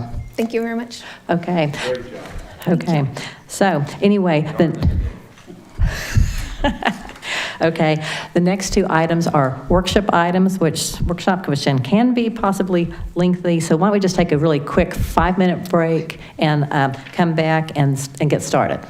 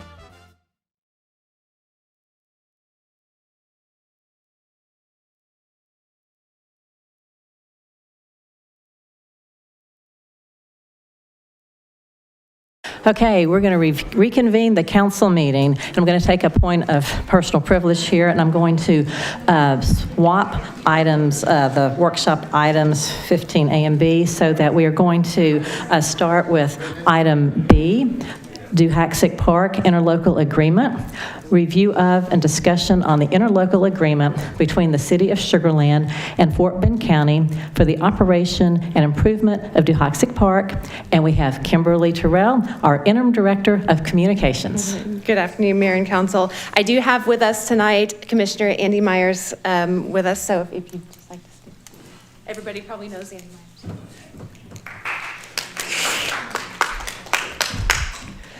So I'm bringing forward to you tonight a potential interlocal agreement with Fort Bend County and the City of Sugar Land for Duhaxic Park. So back in the early 2000s, the Duhasics approached the city with the intent of donating their beautiful 54-acre ranch to the city. They were very impressed with the work that the city had done with Oyster Creek Park and some of those other parks, and so they were excited and thought, this is what maybe we want for our property. It is located outside of the city limits. It's over on Old Richmond Road and Voss.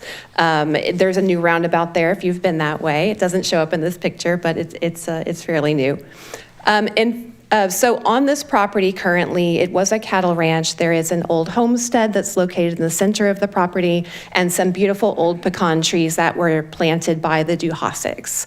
Up in the upper left-hand corner of the park, it's separated by Red Gully. So there was a parcel of land up in that corner that we were approached by Fort Bend Mud 41 for potential park improvements, and we were able to lease that to them. It's about 5 acres for park improvements. They have a little neighborhood park that's built on that property. In 2009, the city constructed some improvements on Duhasic Park that was funded through Sugar Land 4B, and those were some outdoor restrooms, a pavilion, and some parking that was also, the development of that parking was also assisted by Fort Bend County through some asphalt millings for that park. Because the park is located outside of the City of Sugar Land, we operate it a little bit differently than our other parks. It is completely fenced in, and we have it open for reservations only. So we rent out the pavilion and the building separately. Our rental revenues average about $8,000 per year for the combination of both the building and the pavilion. Just as an idea of what it takes for us to maintain that park, because we mow all of almost all of those 50 acres. We take care of the building, the pavilion, et cetera. So those costs are about $55,000 per year to maintain, and that's not including any of the building maintenance of that homestead. And then staff spends approximately 450 labor hours annually taking care of the trash and all of the other maintenance that goes along with that.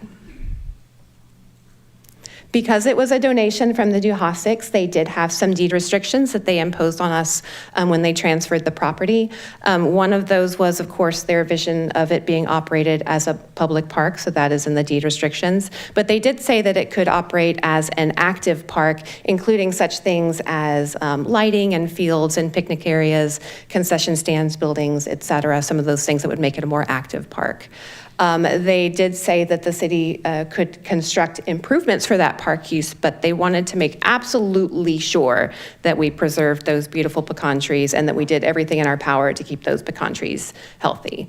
They did also indicate that the city could not demolish the house as long as it was viable as a building, but it may be remodeled. And there are also a couple of barns that are on that property as well.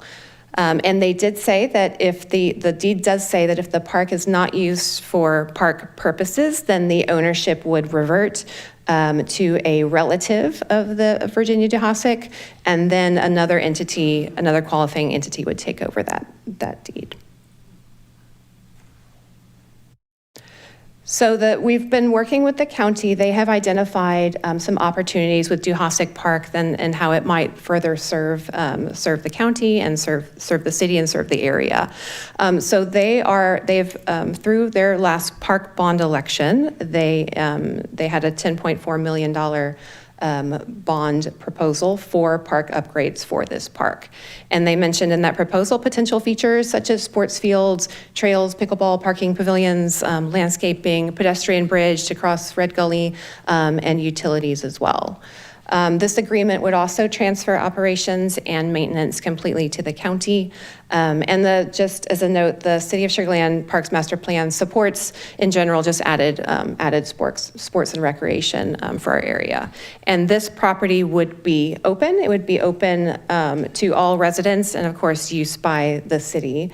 Currently, the city of Sugar Land does use that building and that property for different trainings and things. A lot of, just as an aside, the building was used quite heavily by the police department for training before they got their new training facility because they were able to use it as training sort of inside a building, inside a house. But since they have their new training facility, they don't have as much of a need there.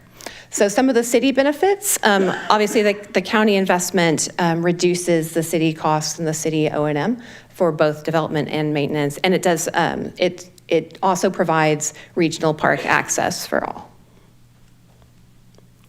Some of the key terms, there would be an initial 50-year term with subsequent renewals.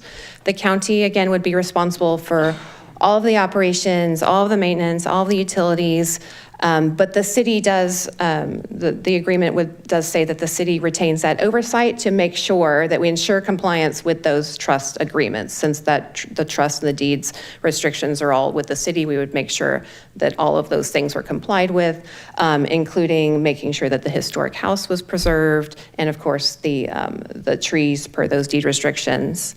In addition, for any improvements in planning, that would be a combined effort. The agreement proposes the county to complete a master plan within 12 months with a city review and resident input, particularly those residents that are adjacent to Duhosek Park. And it would need to comply and coincide with our City of Sugar Land Parks master plan. And then the city would approve any of that before construction or any major changes. Again, the county would manage the park, so any rentals would be managed by the county with the idea that any revenues that were any profiting from that would be reinvested in the park. And then if the city did need to continue to use the park for anything, that we could do so with a 7-day notice. The park name does importantly stay Duhosek Park, and there would be joint branding at the sign with the signage up front.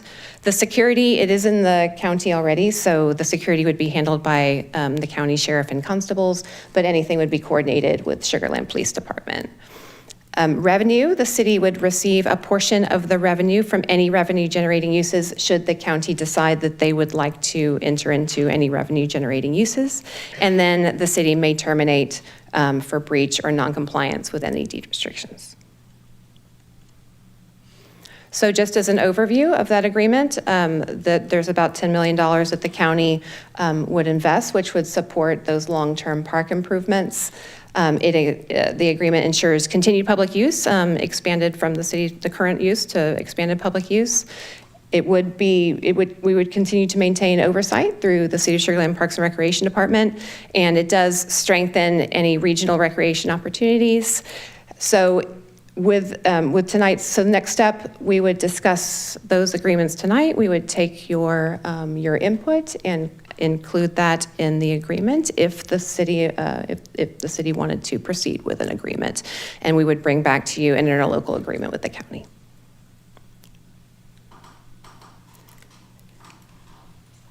Thank you. First, I'd like to call on Commissioner Andy Myers. Commissioner Myers, would you like to say a few words?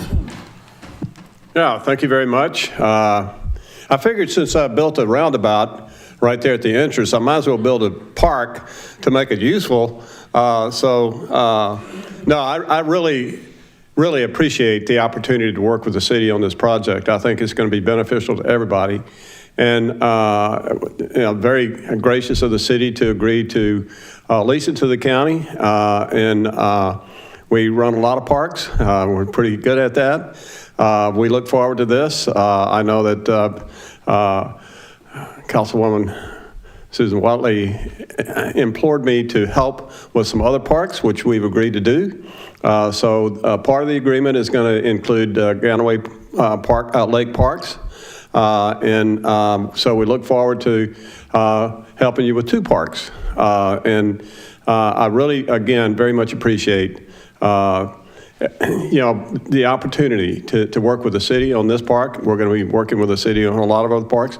You still have me for, and redistricting. You unfortunately ended up with me again. So we'll continue to be working with the city on a lot of different issues. There's a lot of legislation I'd like to discuss with the city and other issues that as they come up, and so we'll be doing that in the future too.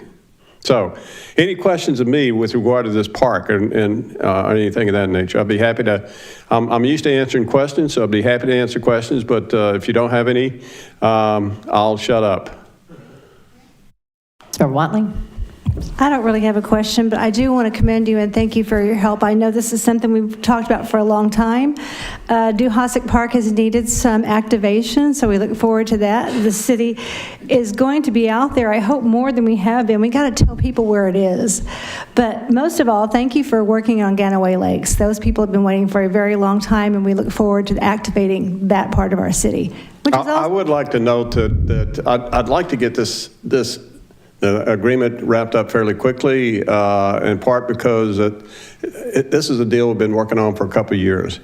Redistricting occurred, and after redistricting, the park goes into Precinct 4, so Commissioner McCoy will be finishing the park, but I would like to get it started because I've got a commitment to the city that we're going to work with the city in designing and developing this park. That's part and parcel to the agreement that we have. So I want to make certain that that's an agreement we follow through with. So time is short, and we're going to be working very diligently with you. You call on me at any time that we need. I think we're that close to finishing the agreement. I was reviewing it today, so I don't see any real issues that we have.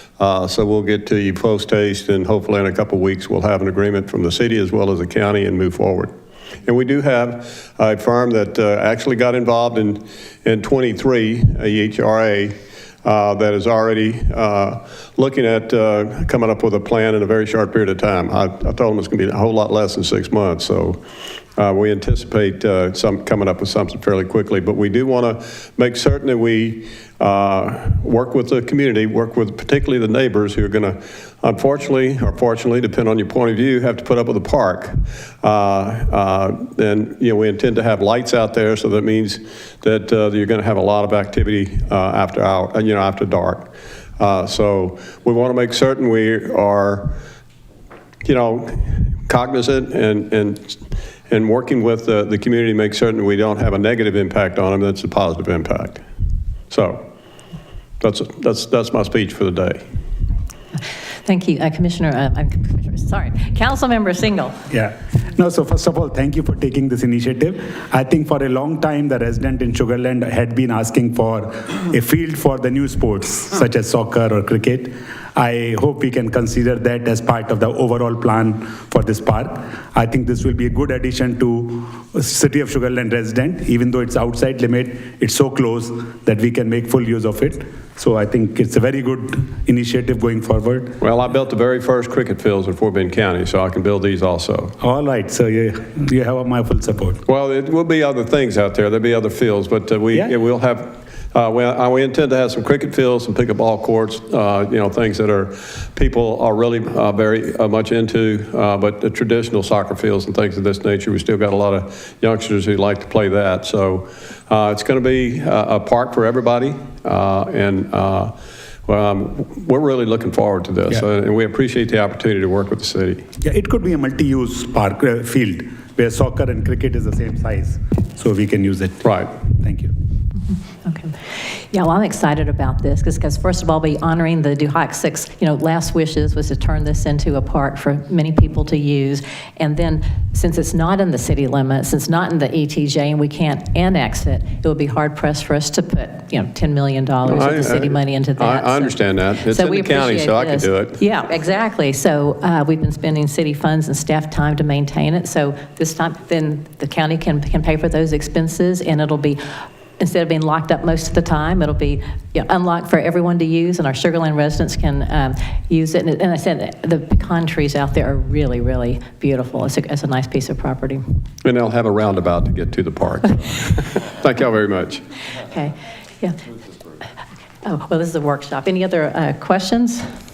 Will this be able to come back to at the next council meeting, or will it need more time than that? Yes, that's my intent, 2 weeks. Okay, we'll try to get that done in the next 2 weeks. Kimberly, you have any closing comments? No, we'll get that agreement in front of you as soon as we're able. Okay, Thank you. Great. Okay, thank you, Kimberly.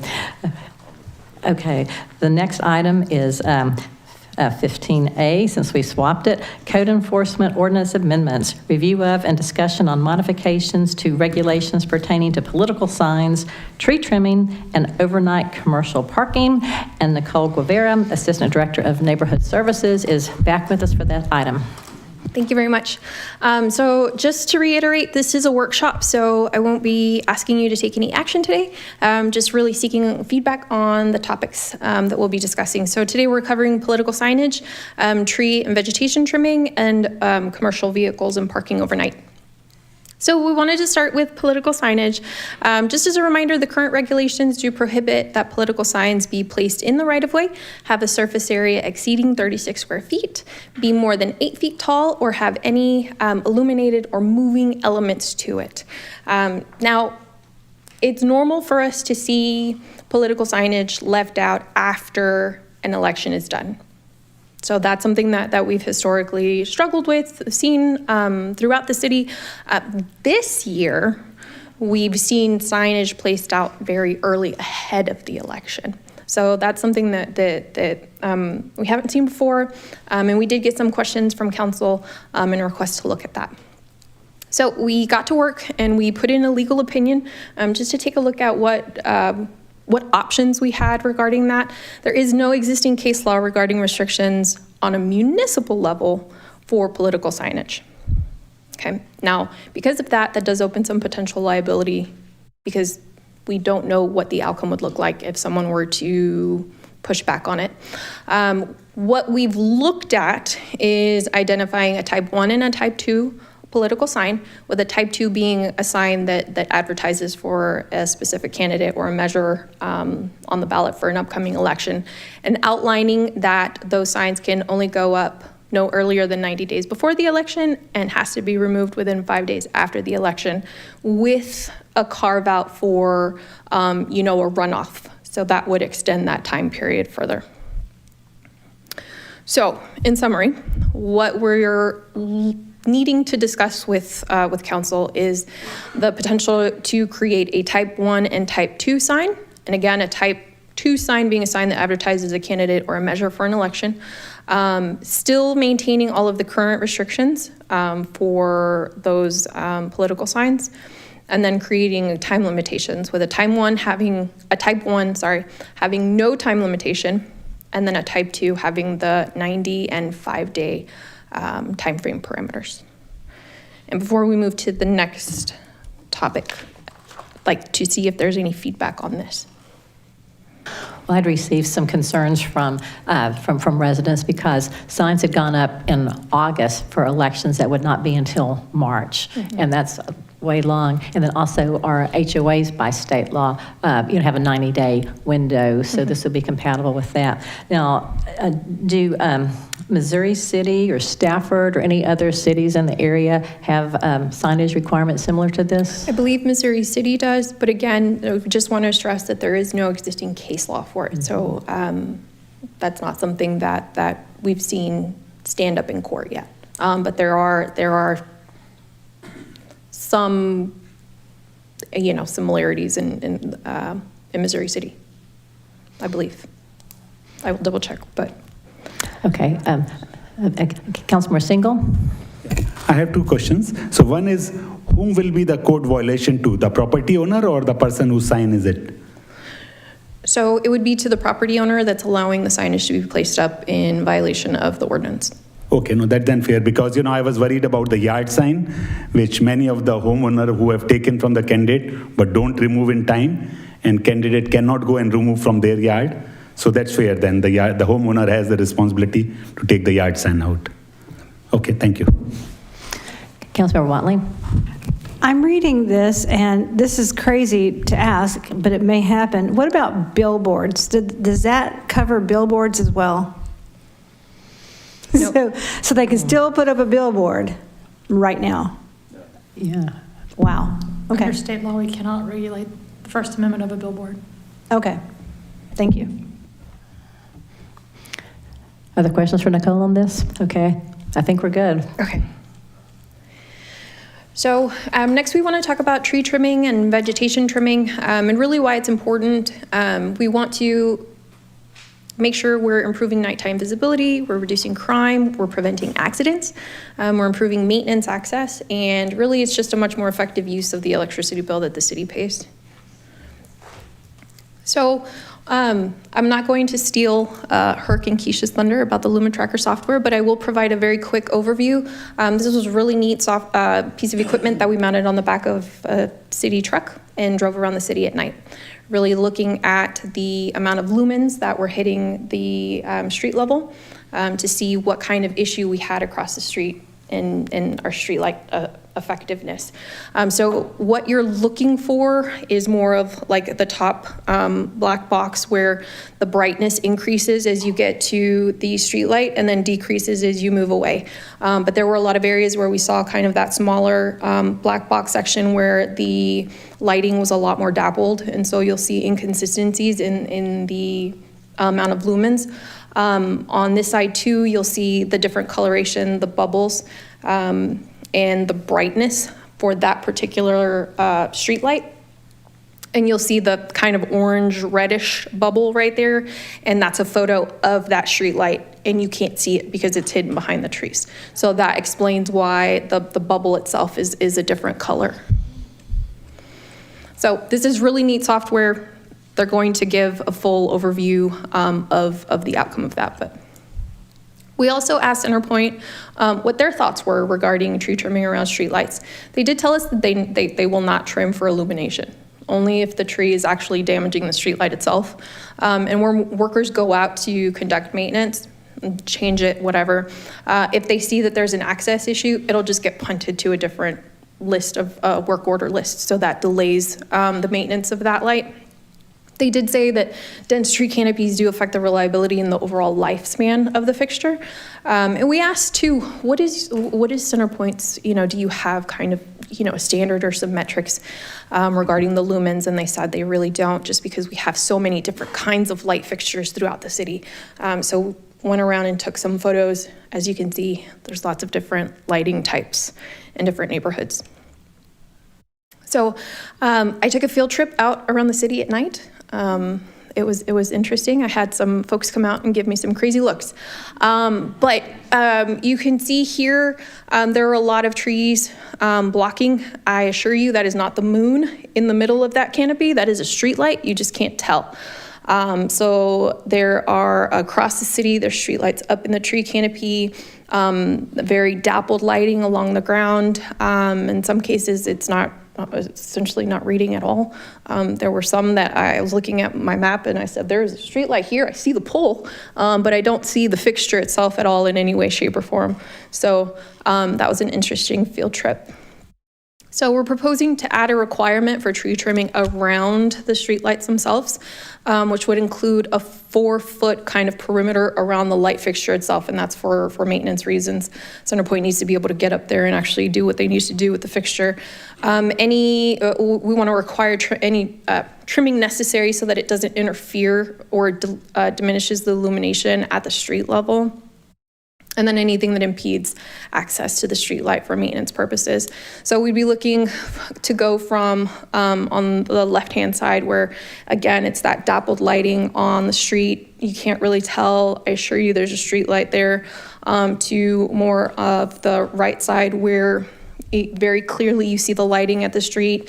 Even though at that upper photo, the light fixture itself is still up in the tree canopy, you can see that they've done a lot of trimming underneath so that it doesn't impede the illumination at the ground level. It was very interesting to see kind of how different HOAs maintain their areas. And I will say, by far, New Territory did the best job in maintaining their corridors. So just an interesting tidbit. We also want to have y'all consider including trimming requirements so that our flock cameras aren't blocked. This is something that we've seen before.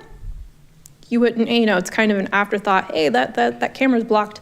But we do want to be able to go to businesses. And again, this affects mostly commercial businesses because it's, the flock cameras along the major corridors. So it would be businesses and HOAs, if anything. Allowing staff to go out and require it. Right now, if there were an issue, we would say, hey, pretty please, this is why it's important for safety reasons, but this would allow us to actually require the trimming. And then oddly enough, we do need some assistance in clarifying that trees that are dead or substantially dead or in a condition that poses a danger on private property, that's a danger to other private property, that we have the ability to require that property owner to remove that tree. This happens in backyards of folks' homes. It's not uncommon for us to get a call, say my neighbor's tree is dead and I'm worried about it falling on my house. But the regulations regarding that are a little ambiguous, so we just want to make sure we clarify. And then also address our visibility triangle issues. So the way the ordinance is written, it's really designed for intersections that come at a 90 degree angle because it's one side, and then anything within this visibility triangle is required to be trimmed so that it doesn't impede in visibility. That becomes problematic when you have intersections that are curved with, a really wide radius because that visibility triangle is actually partially located out in the street. So we provided some photos, some examples of scenarios like that where you're at the stop sign, but you can't really see because you're blocked by vegetation. And we're unable to right now because the triangle point is actually out in the road. So we are proposing to allow a carve out so that when we run into those scenarios, our city traffic engineer can actually look at that intersection and make a special determination based on, hold on, I wrote it down. It's long. American Association of State Highway and Transportation Officials. Our city traffic engineer has some standards, and so giving him the flexibility to look at the specific intersection, the speed of the traffic on that road, how many lanes of traffic are on that road, and then make a determination on what the visibility triangle should be for that particular intersection.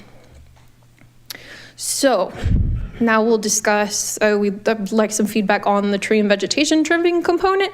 And again, just a summary, street light clearances 4 foot around the fixture, and then anything that interferes with the illumination or maintenance access, not blocking LPR cameras, being able to remove dead or diseased trees from private property, and adjusting the visibility triangle definition to allow for consideration. Councilor Jacobson. Thank you, Mayor. Nicole, there are so many private driveways coming out of parking lots and whatnot onto city streets that are completely obstructed by shrubbery and whatnot. Does this ordinance contemplate a private obstruction into city streets rather than just city intersections? It does not, but that's something that we can take a look at. This is simply a workshop, so we're not asking for any action. So if there's something else that we need to take a look at, we can definitely do that. I'd appreciate it. It's a miracle that I'm alive. Let me just go with that. Okay, Councilmember Vonderhaar. Can you go back 2 slides, please? Right there. This wording here, any device that might be used by the police department in the future, let's narrow that down a little bit. Okay. I love PD, and I know they would never do anything that's going to jeopardize, but I can see an example where, and I know that we utilize these portable cameras that we put positions every now and then. Let's make sure that we have verbiage in there that says that, PD's got to make sure that they take every effort to place that in a position where it doesn't require trees being cut. If that's the best place for it, then yeah, let's cut a tree. But otherwise, PD needs to make a good effort to position it without having to affect the trees. Okay. Thank you. What else? I guess this started with First Colony reaching out and saying that they wanted to be able to trim the live oak trees around the lights because we've got very large, mature oak trees, and they didn't feel like under the existing ordinance that FCCSA was actually even legally allowed to do it. They knew they were allowed to trim for height so that fire trucks, et cetera, can get through the roads and trim over sidewalks, but they didn't feel like they had the legal right to go in and trim around that, and they were getting complaints from homeowners that the lights were completely blocked by the live oak trees. But now you're talking about 4 feet around the fixture, so you're talking about you're not talking about a 2-foot radius. You're talking about 4 feet around in every direction. Yes. Because how did you come up with that? Because it seems like that 4 feet could really, I guess, maybe even disfigure the tree. So what's the sort of like so how'd you come up with that? Because that seems pretty extreme. Because you're talking about 8 feet total, and which could really disfigure the trees. So we were considering the amount of space that CenterPoint would need to very easily and effectively maintain the fixture itself. So when you're looking at a fixture, I mean, that's this far. And so having that clearance to be able to move around with the bucket truck, having the clearance necessary to move around with the bucket truck and access every portion of it for maintenance. And so did you talk with CenterPoint about what footage that they would want to see? We can, we can definitely get back with CenterPoint and ask them what the very minimum clearance would be that they would feel comfortable with. Okay, because they said, because we haven't really heard any issues from CenterPoint though about, it gets whenever there's an access issue, it gets punted to a different kind of work order list. Yeah, I'll just check the footage because you're talking about 8 feet, total being cut out of trees and stuff. So so definitely support the street light clearances. But then we also want to balance that without totally disfiguring the trees in everybody's front yard either. So, and so then also, so code enforcement would go around and inspect each tree and then give notices to each homeowner if they weren't in compliance with this? So tree trimming we handle on a complaint basis, and then also whenever our Public Works team goes out and does their quarterly tree assessments, this wouldn't be something that we would be proactively on an ongoing basis going out and addressing. It would be, again, on a complaint basis, which does happen to us sometimes, where one resident wants us to get with the neighbor to trim the tree because the lighting is so poor right there. But then mostly on a routine kind of annual inspection, rotating inspection basis through our Public Works group. Okay, thank you. Councilmember Single? I think I have a comment that because we are changing, and anytime you find a resident which is in violation, if we can give a notice first before giving the fine, that will be good. No, for sure. So the way we handle tree trimming is we'll go out, we'll identify a violation, we give a 30-day compliance time frame, so a notice of violation, and then we'll go back out and check it. Okay. If at that point they still haven't, then we give an additional 15-day final notice before there's any sort of citation issuance for that. And we also work with our residents too. So if there's something that's problematic for them and kind of delaying their ability to do that, then we take that into consideration. That's good. Yeah. Thank you. Any other questions? Oh, yes, Councilmember Boettcher. So follow up to your question is if, hopefully there's none of these in existence, but if a light post is within that 4-foot bubble of a tree, does a homeowner have to chop down the whole tree? No, but you do have to come into compliance. Whatever gets approved, they would have to come into compliance with that. So it's not necessarily a requirement to chop down the tree. As I mentioned, there are examples of trees that where the light fixture is up within that tree canopy, but they were able to kind of clean up the underside and around it so that it that tree would actually be in compliance with the requirements. Okay, so let me follow up on that one. Probably clarifying the same question. So then it's not a 4-foot cylinder around the light pole itself, it's a 4-foot sphere around just the light, emanating light? Fixture head, yeah. Okay, fixture head. Perfect. So I want to clarify a little bit on that, is that this picture right here, if you focus at the bottom black left, box, let me see if my mouse, this particular light right here, there is a tree that is within 4 foot of that base of that pole. On this one in particular, the tree canopy is so large in which it has obscured the whole thing. I think where our stance on this would be is that we're looking to not have the tree impact the light field. So if there's a portion of the tree that could still be standing and shading the residence yard, that's obviously up for option, but what we're looking at is how do we not impact the light that is being produced from the street light onto the pavement surface. And here we have clear data sets that are showing that it is a direct impact. So not to say that there may not be trees that may not be cut down of that, because they are so close, there may not be enough to trim the tree in such a manner, but we're looking to y'all for that guidance and your feedback on that. Yeah, so again, I support the trimming around the trees, but don't want to upset like most of the homeowners in the city with, their trees and their beautiful mature oak trees that they're in love with that are completely disfigured by, a requirement that there has to be 8 feet, total, around this thing. Mayor, may I? Yeah. Councilmember Von der Haar. Herc, to follow up on that, I would just encourage you that we should make every effort possible to not have to cut a tree down completely. Yes, sir. So then to clarify, it almost sounds like there's a cone that emanates from the light, just like the light itself, so right? If that's this picture right there, if you were to take a 4-foot or an 8-foot total sphere and place over the direct of that Cobra head light, 4 foot on either side, top and bottom, and then imagine a cone coming down so that we're not impacting it. Again, there's pictures on the left side that show that it's completely obscured, and then go back. Yeah, as long as it's clear to the on the homeowner right- how they maintain compliance, then perfect. Correct. Another follow-up question. Yeah, follow-up. I'm curious about your luminosity. Is that something that is equipped on our trucks that we just capture on a regular basis throughout the year, or does someone dedicated have to drive through and capture that data? I think you're going to find out more on that through a presentation that y'all will see a video on that, from my understanding, is being produced, but we will be bringing all this information to you. This is a wealth of information, over 2.4 million data points of luminosity readings throughout the city. First one in America to ever do it of this size.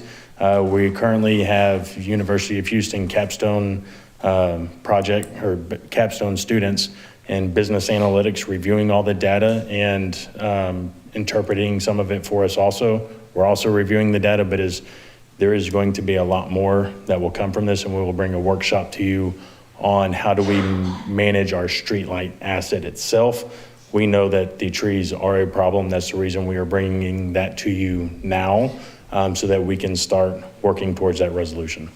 Okay, sounds promising. I'll wait till the presentation then. Is there any other feedback regarding tree and vegetation trimming? No? Okay. Last one, I promise.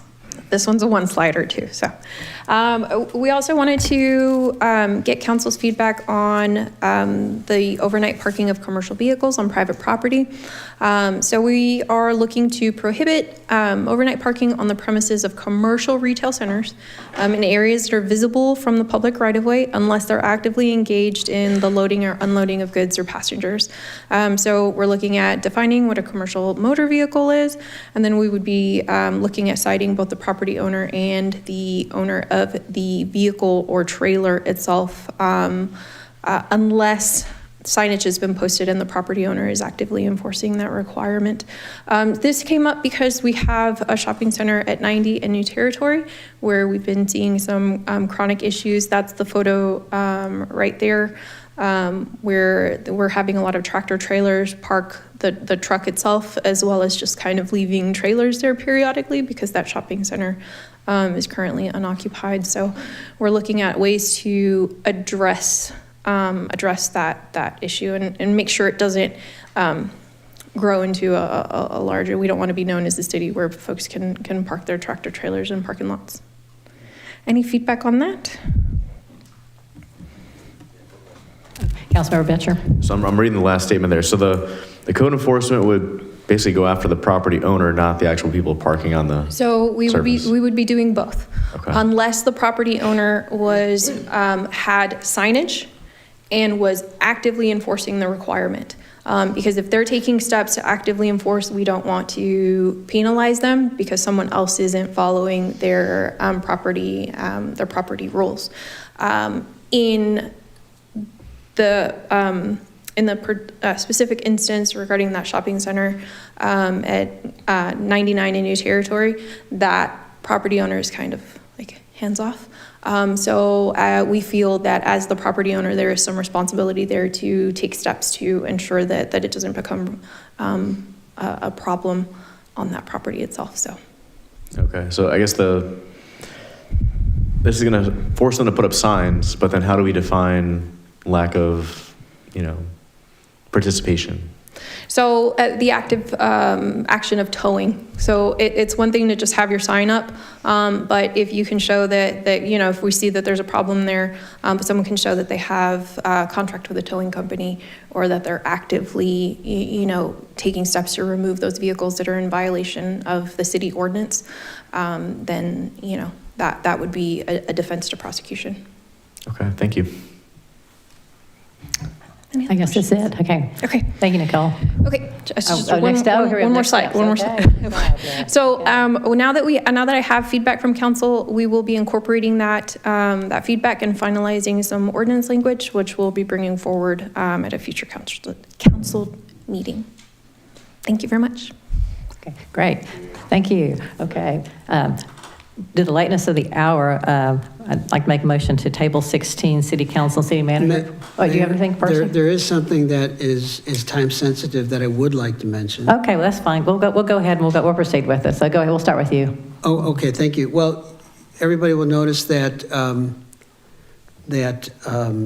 Councilmember Watley is wearing purple, which is in recognition of Alzheimer's awareness. Mm-hmm.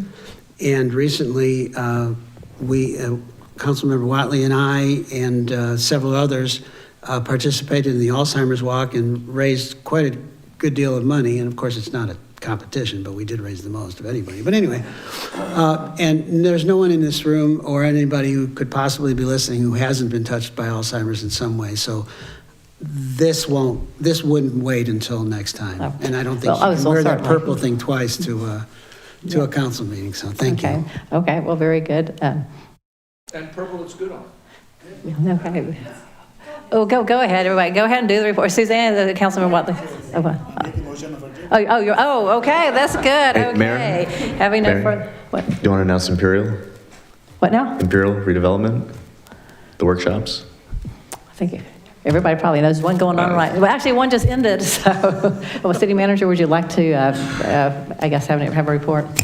No report, Mayor. Okay, and we do have a motion to adjourn by Councilmember Single, so we are adjourned.